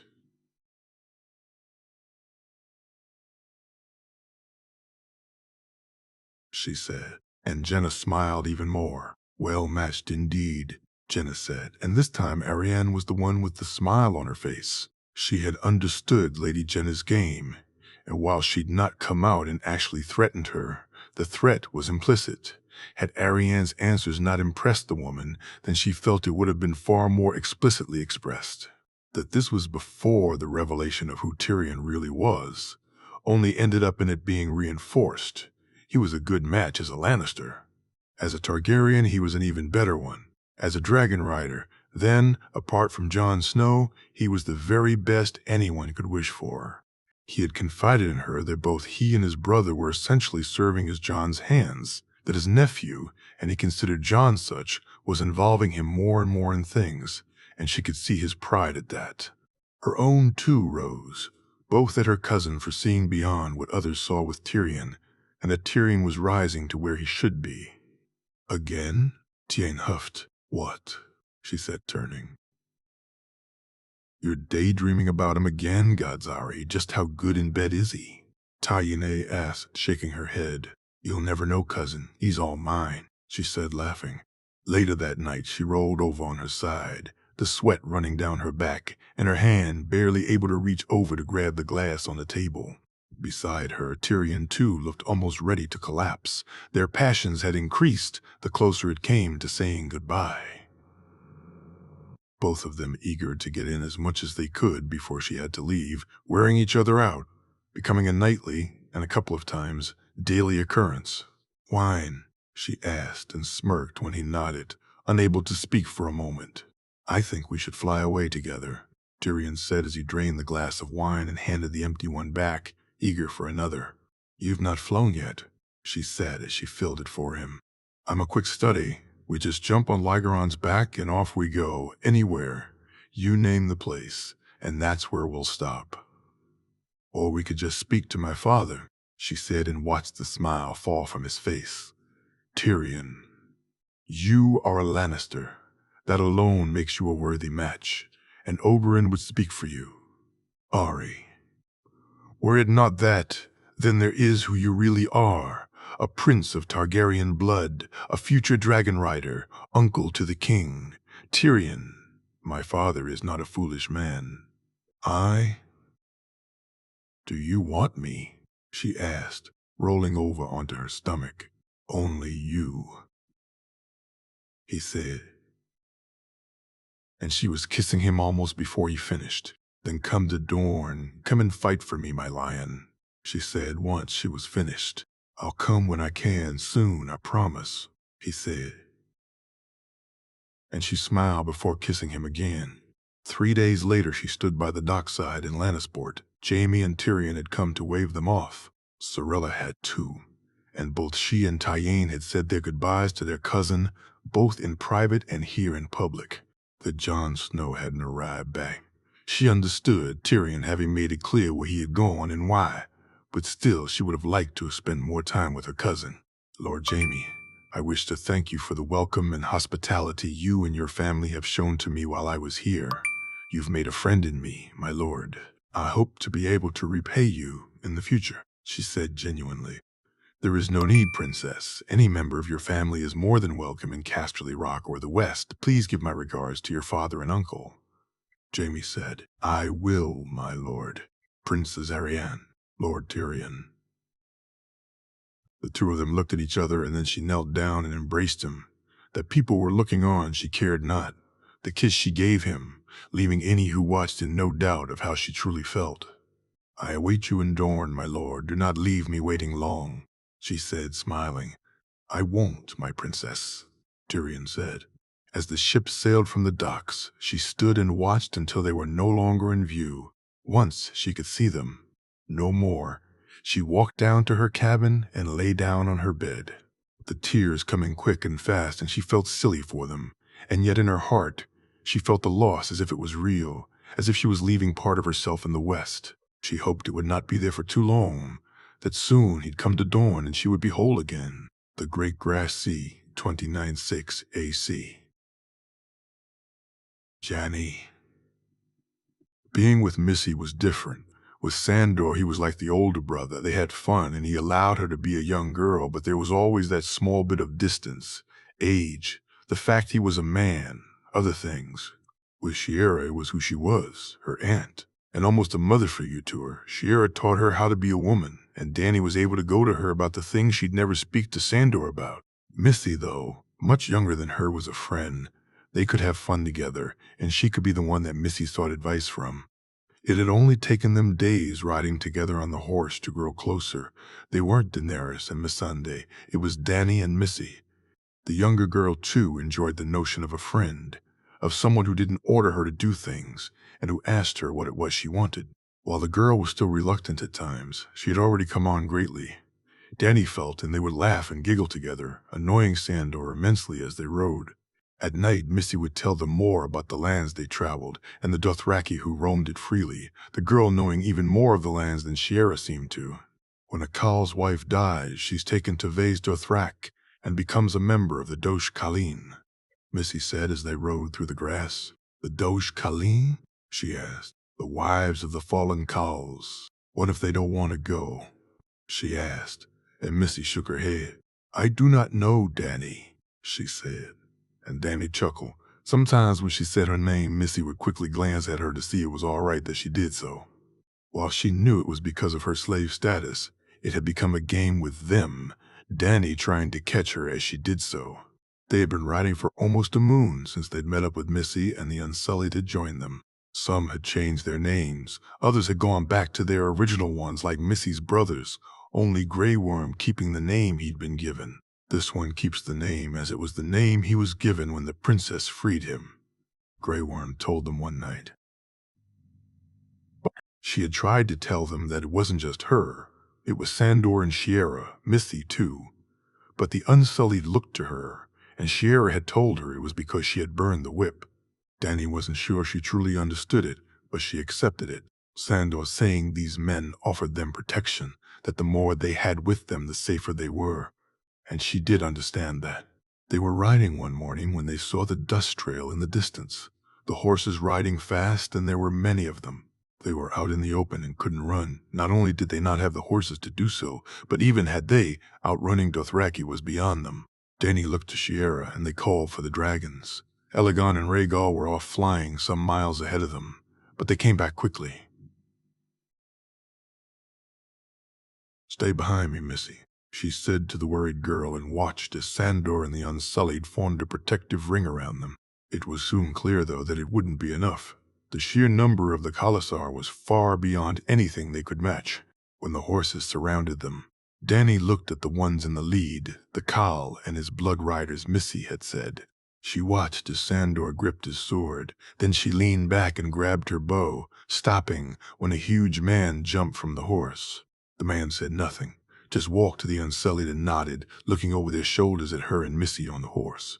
Before he could say anything, the dragons came, their screeches in the air forcing the man to look up. The horses becoming panicked. The man was not, and he looked up at the dragons and smiled before he began speaking in some guttural language she didn't understand. "I am not here to attack or take from you," Missy said, interpreting his words. "We offer you food and drink to share in our bounty. You have the word of Khal Drogo that none of you will be harmed."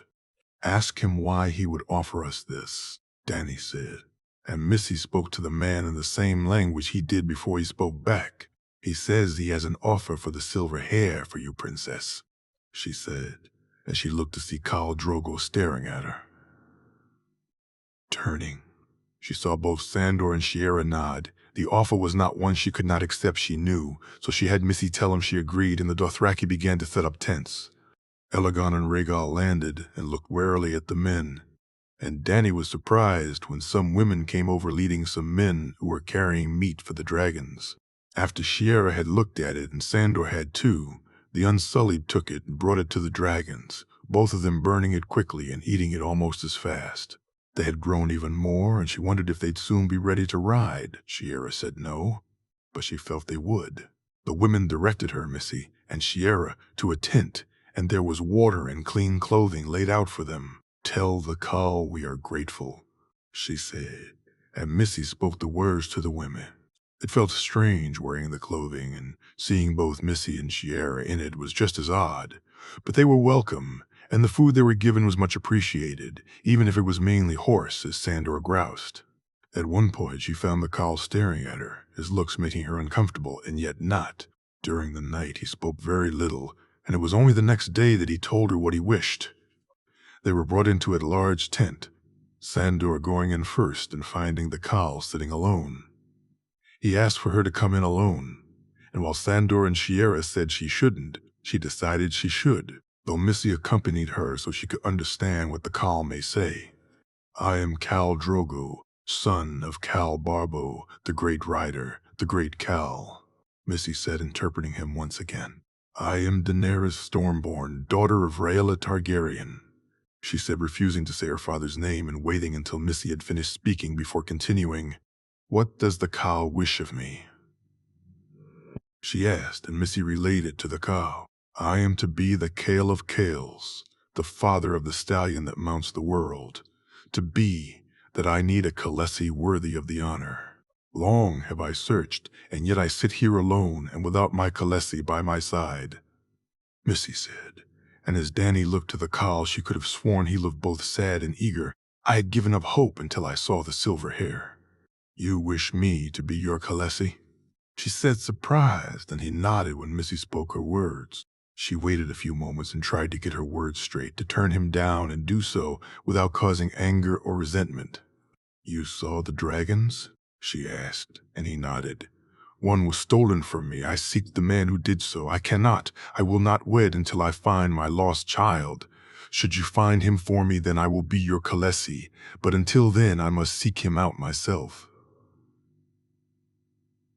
"Shaptespioria,"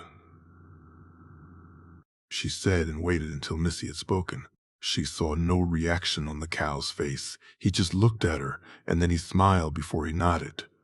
"When next we meet, either I or you will have found your lost child. I will ask again then," he said, and got up, walking over to her.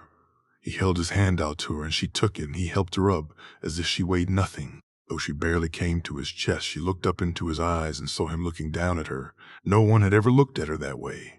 That he wanted her was clear. That look she knew all too well. But there was something more in his eyes, something she couldn't quite place, and she found herself missing that look when he left the tent. They woke the next morning to find the Khalasar gone. The tents they'd left for them, and the others still remained, and there were some food and pouches of water left also.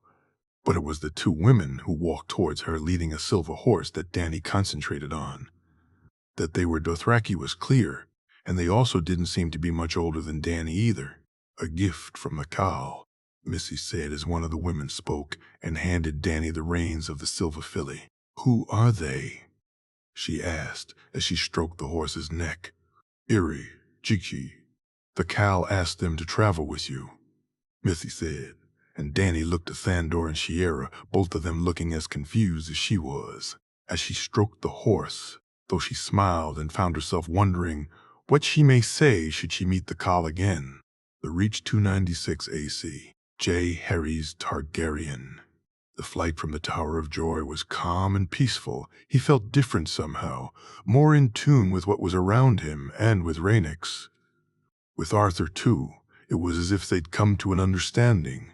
The knight's doubts would perhaps always remain, and he felt grateful for that, but something had changed with them also. It was as if the man's faith had been restored somewhat, be it in him or in his father. Jay wasn't sure. That, too, was different. And Rhaenys was most happy about it. He was J. Harry's Targaryen. Jon Snow was a name he'd been forced to bear, a name he'd been forced to pretend to be, but it was no longer who he was. He had been born a king. It was what he'd told himself he would be because others had wished it for him, their desires becoming his own. But now it was also what he truly wished to be. As they flew over Horn Hill, he knew where he was going, and found himself excited to get there. They landed in a small field when Jay felt the deer nearby. It was still dark, and they could have gone further, but Rhaenys needed to eat, and so Jay directed her down. Once she was on the ground, he warged into the deer, quickly bringing it close enough so that the stag couldn't run. And then he opened his eyes. "Gods, she's quick when she wishes to be," Arthur said, and Jay laughed as Rhaenys had taken to the air and caught the deer before it made it even halfway back to the woods. "She's hungry and tired, though she'd have flown through the night to get there." "Highgarden?" Arthur asked. "Whoop, to see my wife," Jay said, and the knight turned his head. "Wife? We married by the heart tree, under the old gods. Walder officiated," he said as they started the fire. "You didn't tell me." "Apart from Jorahs, Walder, and Ghost, I didn't tell anyone," he said as he looked to the knight who was staring back at him. "Why?" Arthur asked. "Whoop, I knew you'd talk me out of it. You or Jaime, one of you anyway," he said, and Arthur smirked. "Today you're like your mother, Jay," Arthur said, and Jay nodded. They left early that night, almost as soon as darkness fell. So eager was he to make it to Highgarden. Rhaenys left them a few miles from the keep itself, landing in a covered forest, and he arranged to meet her there in a few days' time, she deciding to go fly out over the waters to the west. Leaning against her, he closed his eyes, feeling her in his mind, and he in hers, their bond even stronger than it had been. "Be safe, little brother," Jaime said.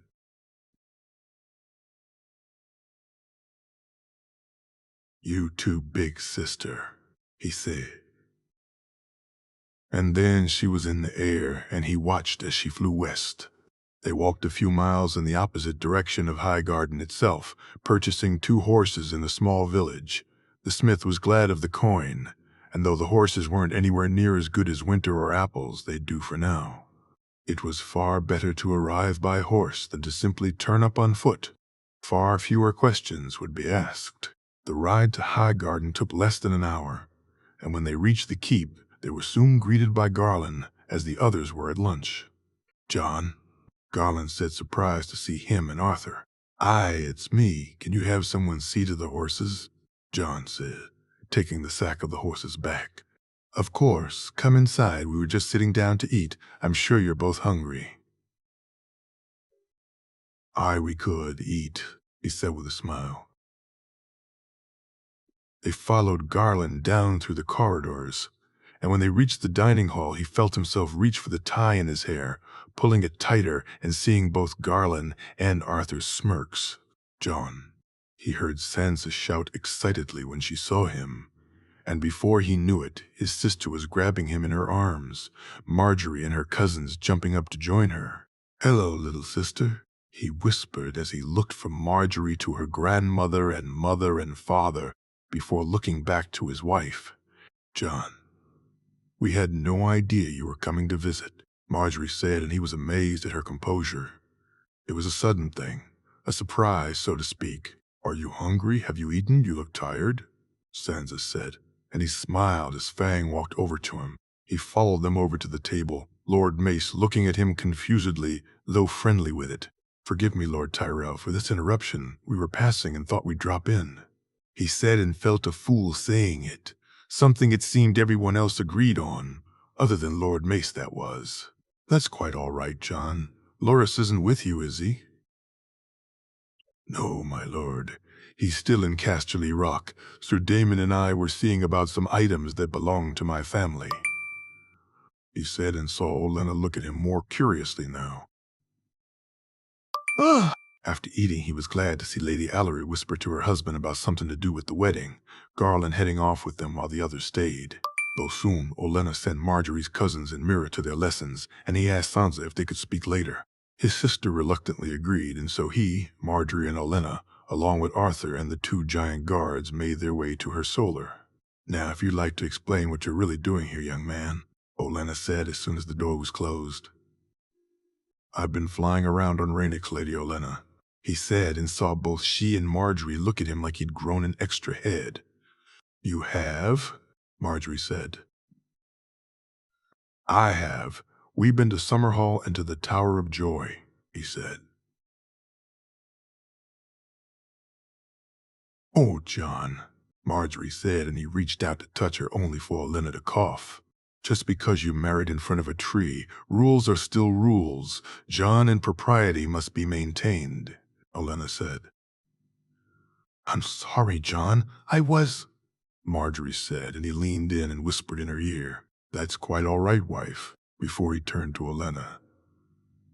"I still intend a more elaborate wedding, my lady, but this one was on me. If you're irked at someone, then it should be me." "Don't worry. I am, but now is not the time. Tell me more of this dragon ride. Perhaps it's best if I show you."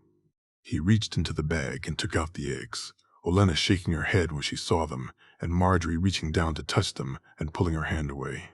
It moved. Marjorie said, "How did it move without you touching it, John?" "These are different. I'll explain later," he said as he reached in and pulled out the cloth-covered crown, uncovering it and seeing the look on Olenna's face. "Is that Aegon's crown, my crown?" he said, and saw Marjorie's smile. He told them then of the flying, of how he knew it was time when he'd gotten back, and how they'd practiced, how they'd flown across the realm from the west to the Riverlands, the Stormlands, Dorne, and the Reach. When Olenna asked if he was not worried that someone may have seen, he told them they'd flown at night, and while there was a chance they'd be seen, who'd believe it? Olenna agreed to allow him to speak to Marjorie, but only after he gave his word that he'd be the gentleman he'd been up until now, something he had no problem doing, and so he was snuck into Marjorie's room. Arthur and left, or was it right, sent with him to allow him to sneak in and out again. Once inside, he turned to her, and as she went to speak, he silenced her with a kiss. "Jon, grandmother?" she said when he broke from it. "Do you really wish to speak on your grandmother just now?" He said, and she smirked before kissing him again. "I've missed you terribly, you know," she said as they sat on the bed, Marjorie leaning into him as he wrapped his arm around her. "As have I you. It won't be long, Marge. I know it's hard, but it is for both of us. You're not alone in it." "I know," she said, smiling at him. "How did they find out?" he asked, and she told him what had happened, and then embarrassingly spoke about the pin. "You saw me?" "I did. We spoke, Jon. You were leaving, and I didn't wish you to, but it was as if we were there together," she said, shaking her head. "Where is it?" She got up from the bed and walked to the dresser before grabbing the pin and bringing it back. As he looked at it, he saw the blood that was still pooled inside, Marjorie saying she'd cleaned it, but that it wouldn't go away. He found himself pricking his own finger, watching as his blood pooled, and then nothing. Not until Marjorie did the same. Almost the instant she did so, they were together in a small glade. "Jon," Marjorie called. "Marjorie?" he replied, looking at her. "You came?" she said happily. "Always. Whenever you need me, whenever you seek me, I'll be here," he said. And Marjorie nodded. They woke a few minutes later, and she looked at him and asked if he had truly been there with her, and he nodded. "How?" she asked. "Magic. I don't understand it, but I think it'll work now," he said as she allowed her blood to drip on the pin again, though nothing happened, and he nodded as he began seeing it more clearly. "Jon, it's like with the glass candles. It cools down Marjorie, and so you can't use it all the time. It needs to recharge, magically." "I don't understand," she said. And he didn't fully either, and yet he knew that what he was saying was the truth. "Give it some time, wait, and then use it again, and it'll work. But once you have, it'll then take time to be able to be used again. So don't use it until you really wish to," he said. And she nodded. "Will you stay for a bit?" she asked. "I'm to meet Rhaenys in 2 days. 2 days, she said, and the look on her face made him determined to make them memorable. Standing in the field 2 days later, he felt he hoped he had, and as Rhaenys landed, he and Arthur climbed on her back and took off. Flying from Highgarden to the west, he tried not to look back at the keep and tried not to think when he would see Marjorie again. She'd been so disappointed when he said he'd not be able to come to the wedding that it had almost crushed him to see her that way. The idea that she was both just a dragon ride away and yet also moons away was something that preyed on his mind all the way back to the rock. Landing by the cove, he nodded to Arthur to go get some rest. He had agreed to spend the night with the dragons in the cave. As he slept beside them, he dreamed of the glade, wondering if it was a real place or some figment of his imagination, and wondering if when she called, would he be able to go back there again. King's Landing. 296 AC, Barristan. One thing that Barristan could say about being in his king's service is that the things he had ignored before, little things he'd paid no attention to, suddenly became things he'd see and care about. That the queen was now sleeping with one of his supposed brothers was one such thing, and it only reinforced just how much the order had fallen in his opinion. Another was just how devious the Master of Coin truly was, be it the fact that Barristan knew he too was sleeping with someone he shouldn't, or the way the man's eyes and whole demeanor had lit up when the letter to the king came. That Ned Stark wished to put aside his wife officially should make Baelish so happy, only confirmed to him his part in the attempts on his king. Jon Arryn was even more on an enigma. He had almost lost it with the king, and then the High Septon when he too arrived with a letter from Stark. To hear the man rant and rave over the mere idea that a man could do what so many others had, Barristan began to wonder, what exactly it was that upset him so, only finding out accidentally when he overheard the conversation between the Hand and the Master of Whisperers. "Who does that savage think he is?" Jon Arryn shouted. "His Grace, my lord?" Lomas asked. "No, Stark. He thinks, just because he worships a tree, he can set aside a woman of faith," Jon Arryn said angrily. "My whispers tell me he and Lady Cerwyn have become close. My lord, perhaps he wishes to marry again?" Lomas said. "Well, he's bloody well not allowed to, is he? He married under the true faith, and I'll see that he stays bloody married." "Of course, my lord." "Find out more about these Cerwyns for me, Lomas." "I will, my lord." He'd been surprised that it was a faith thing and not a political one, but then sometimes the Crown and the Hand made moves that were too petty and foolish to be political. Be it Robert's own reluctance to rule, or the Hand allowing his own feelings to force them in a certain direction, Barristan almost smirked at times at their incompetence. That, and he hoped it would long continue. It would only be an asset to them when it came time to make their move. To that end, he had been doing some thinking too. Sir Aerys was a good sort, and he'd like to see him given a chance. Sir Richard even more so. The others he cared not about. They were brothers in name only. His true brothers were out there still, doing the job he longed to be able to do. He readied himself for his shift, and made his way from White Sword Tower. "Sir Richard, a calm night?" he asked when he reached the prince's room. "Indeed." "Lord Commander, the prince stayed in his room for most of it. Sir Knight wasn't feeling well." Sir Richard whispered in his ear, making both of them chuckle. "Then hopefully he's better this morning," he said. And Sir Richard nodded before walking away. Tommen was up a little more than an hour later. The prince, as always, happy to see him on duty, and once he had given him the wink, Barristan led him to the dining room so he could break his fast. Guarding Tommen was an absolute joy.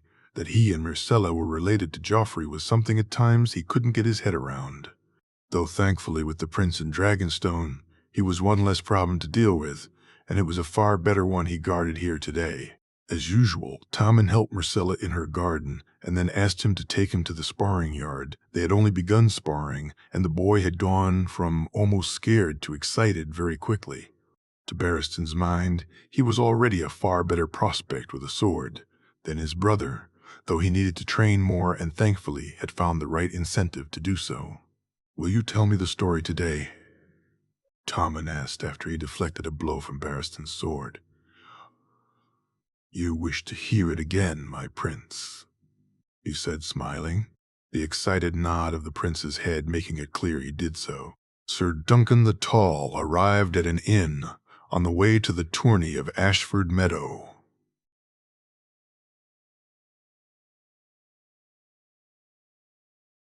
Barristan began, the prince's eyes lighting up as he began the tale. As he led the prince back to his rooms that night, he could see the boy was tired and worn out. They'd sparred, chased after the prince's kittens, and Barristan had told him tale after tale. Just before he was going into his room, Tommen stopped and looked at him and ran his fingers through his blonde hair. "Do you think it'd be better if I cut my hair, Sir Barristan, like Egg?" Tommen asked, looking to him eagerly. "I doubt there's any need for that. Your father likes Sir John, and I'm sure if he asks him, then he'd take you to Squire," he said, seeing the boy's smile light up his face. "So you can keep your hair for now, my prince," he said, mussing the boy's hair and making him laugh. Will you?" Tommen stuttered. "I'll write to Sir John on your behalf, my prince. I give you my word on it," he said. "And a knight should never break his word," Tommen said determinedly. "Ooh, a true knight should not. Now go sleep. I'll write today," he said. And Tommen nodded, running into the room. He heard him telling Sir Wolf, Sir Knight, and Sir Dunk, his 3 latest kittens, all showing his heart's desire. A part of Barristan felt guilty that he was manipulating him so, that he was using the prince for his own desires, his wish to be with his king. But it was Jon's words which he came back to, and which strengthened his resolve. "I can protect him. Sir, Give him a better life than he has and see he doesn't become a casualty in the war to come. Jon said, "Then I'll play my part, my king." "I know you will, sir." The Shy Maid 296 AC, John Connington. He had met with Illyrio and told him of the dragon and that Daenerys had 2 more, Illyrio saying he would take care of it. The Magister had given him the books, and he'd ridden back to Goyandrohe and arrived just in time. Haldon and Aegon both struggling to keep the dragon under control, being forced to both drug it more and to use a thin stick to force it back into its cage. They had ended up needing to buy a number of them, given how quickly the dragon grew, and he knew that soon they'd not be able to get one large enough. He truly hoped that the answers would be in these books. Just the thoughts of Aegon leading the Golden Company into battle on Dragonback was more than he could dare to dream.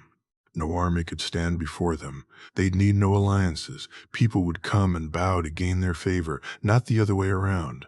All of that would be lost to them, though, if they couldn't control Balerion, and he was proving far more difficult than ever to do so. Every day on his trip to and back from Pentos was one of worry for Jon, that without him there they'd not be able to keep the dragon caged. So when he saw the Shy Maid in the distance and saw Aegon and Duck sparring on the deck, he breathed in and smiled, riding hard to cover the last few yards. "Griff, you've returned," Haldon said excitedly, looking at the mules and the sacks of books he carried with him. "I have, Balerion? More and more, I'm forced to put the dragon to sleep, Griff. I need answers."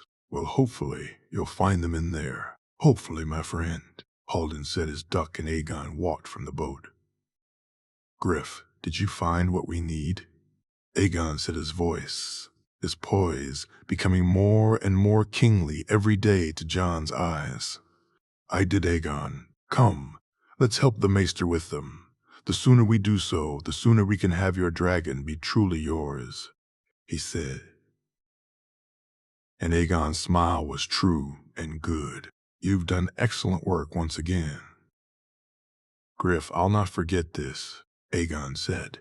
Overt the next few days, while Haldon and Aegon pored over the books, Jon checked in on the dragon. Balerion hadn't much room to move in the cage, and Haldon said the drafts he'd give the dragon had stopped the fire, something the half-maester and Aegon had argued about apparently.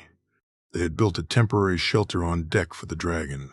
The cage was able to be slid in and out of it. They'd had no other choice, as it had soon grown far too big for the Haldons' rooms. Looking in on the sleeping dragon, even Jon felt a little sad for it. This was no way for such a magnificent beast to be kept, if only it would just accept its rider, he thought. Then it could be treated far better. "Well?"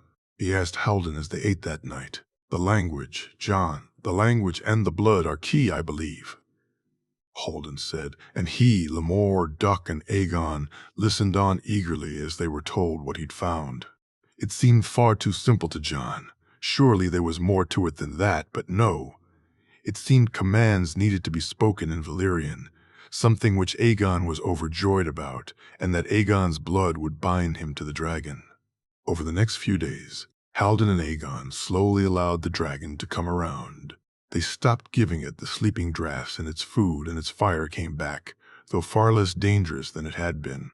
When Aegon worried that this would be all the fire that Balerion was capable of, Haldon explained that once the sleeping draughts were out of its blood, it would be far stronger. That this, in fact, was a blessing, as it allowed them to form the bond with less danger, something that Jon felt incredibly relieved about. "Dracarys Balerion," Aegon said, holding a piece of meat on a thin stick. The dragon looked from Aegon to the meat and to Aegon again, almost seeming to turn its head slightly, but no flame came. "Dracarys Balerion," Aegon said again with the same outcome. Once again it was Haldon who realized the problem. They'd not formed the bond yet, and the dragon also wasn't hungry. Jon watched on as the half-maester cut Aegon's palm, the pained yelp from his king making him immediately move to his sword, only for Aegon to brave his way through the agony. He looked on as his king held his hand over the dragon's mouth, the blood dripping from it, and then he, Halden, and the others marveled when Balerion drank it down. John, did you see that? He took it, John? Aegon said happily. Later that night, he watched as Aegon fed the dragon meat, Balerion eating it eagerly. His flames were still small, but more than enough to cook the meat, and Aegon was almost overfeeding it, so impressed was he with his control. Each night he'd sit and look on as Aegon would speak to the dragon, hold conversations with it, the dragon listening as intently as John did. Kessi Suvegan, Hankiran, Balerion. We will fly together, Balerion, Aegon said. John and Duck sitting there drinking as Aegon continued. Mazamili Arli Nuha, Gimalion, Hunkira. We will take back my throne together, Aegon said. John, looking on as his king reached out to stroke the dragon's neck, the growls and grunts the dragons made were signs of his joy at being with his rider, according to Halden. Looking on, John could see it wasn't just the dragon who was joyful, his king, too, seeming far happier than he ever had been. Likiloni Ioragon against Ilva Kessa Sagum, Rodan Lida Persis Inogar Balerion, Persis Inogarer. Those who stand against us will be met with fire and blood, Balerion, fire and blood, Aegon said, and John nodded. They would indeed, my king, he thought as he watched them. Waking early the next morning, he was surprised by the excited shouts from beside the ship. Barely taking time to dress and grabbing his sword, he ran to the deck to see the dragon flying a few feet in the sky. Not too far away given the rope tied to its neck, but just stretching its wings. Seeing it in the air, he could see just how large it was, and he wondered, would it reach the size of its namesake as he watched Aegon struggle with the rope, though he grew concerned. Aegon, be careful, he shouted. All is well, John. Watch. Tegan Balerion. Tegan. Land, Balerion, land. As John looked on, the dragon didn't land. He didn't seem like he was ever going to. Moving nervously, he heard Aegon tell the dragon to land again. Tegan, Balerion, Tegan, Aegon said. And John then looked on in amazement as the dragon landed. How long? He asked Halden as Aegon leaned in to rub the dragon. He brought it out this morning. Sometimes it takes longer for the dragon to listen than others, but he listens. John, the blood, Aegon's blood, and the language, they were the keys, Halden said happily. They celebrated that night, a small celebration anyway. Lemore cooked her specialty, and John even allowed Aegon a few glasses of wine. Not too many. The king he would replace was a drunk. His king wouldn't be. Aegon slept on the deck as he did most nights now, laying beside the dragon and reinforcing the bond they'd built up. A few days later, he came back from sending the letter to Illyrio, telling him of their success, to find Aegon and Halden arguing. What's going on? He said, stepping between the two of them. Tell him, John, tell him. I am the king. He doesn't get to tell me what to do. No one does, Aegon said, glaring at the half-maester. Halden? He asked, confused. Aegon wishes to take the dragon's ropes and collar off it. John, it's not ready yet. The bond is growing, but it's not fully formed, Halden said. Nor will it if Balerion can't trust me. He needs to know that I'm his rider and that I'll look after him, as he will me. I've read the books too, John, Aegon said angrily. Is this true? He said, turning to Halden. It does say something like that, but it's unclear, Halden said. Zaldrazes buzdari ixos dior. A dragon is not a slave, Aegon said, and John looked to him. What? A dragon is not a slave, John. We're hurting him by treating him as one, and we're making him less than he could be, just like the ones my family kept in the dragon pit, Aegon said contemptuously. Halden? It's too dangerous, John, Halden said, shaking his head. In time, yes, but not now, he quickly added when Aegon moved towards him.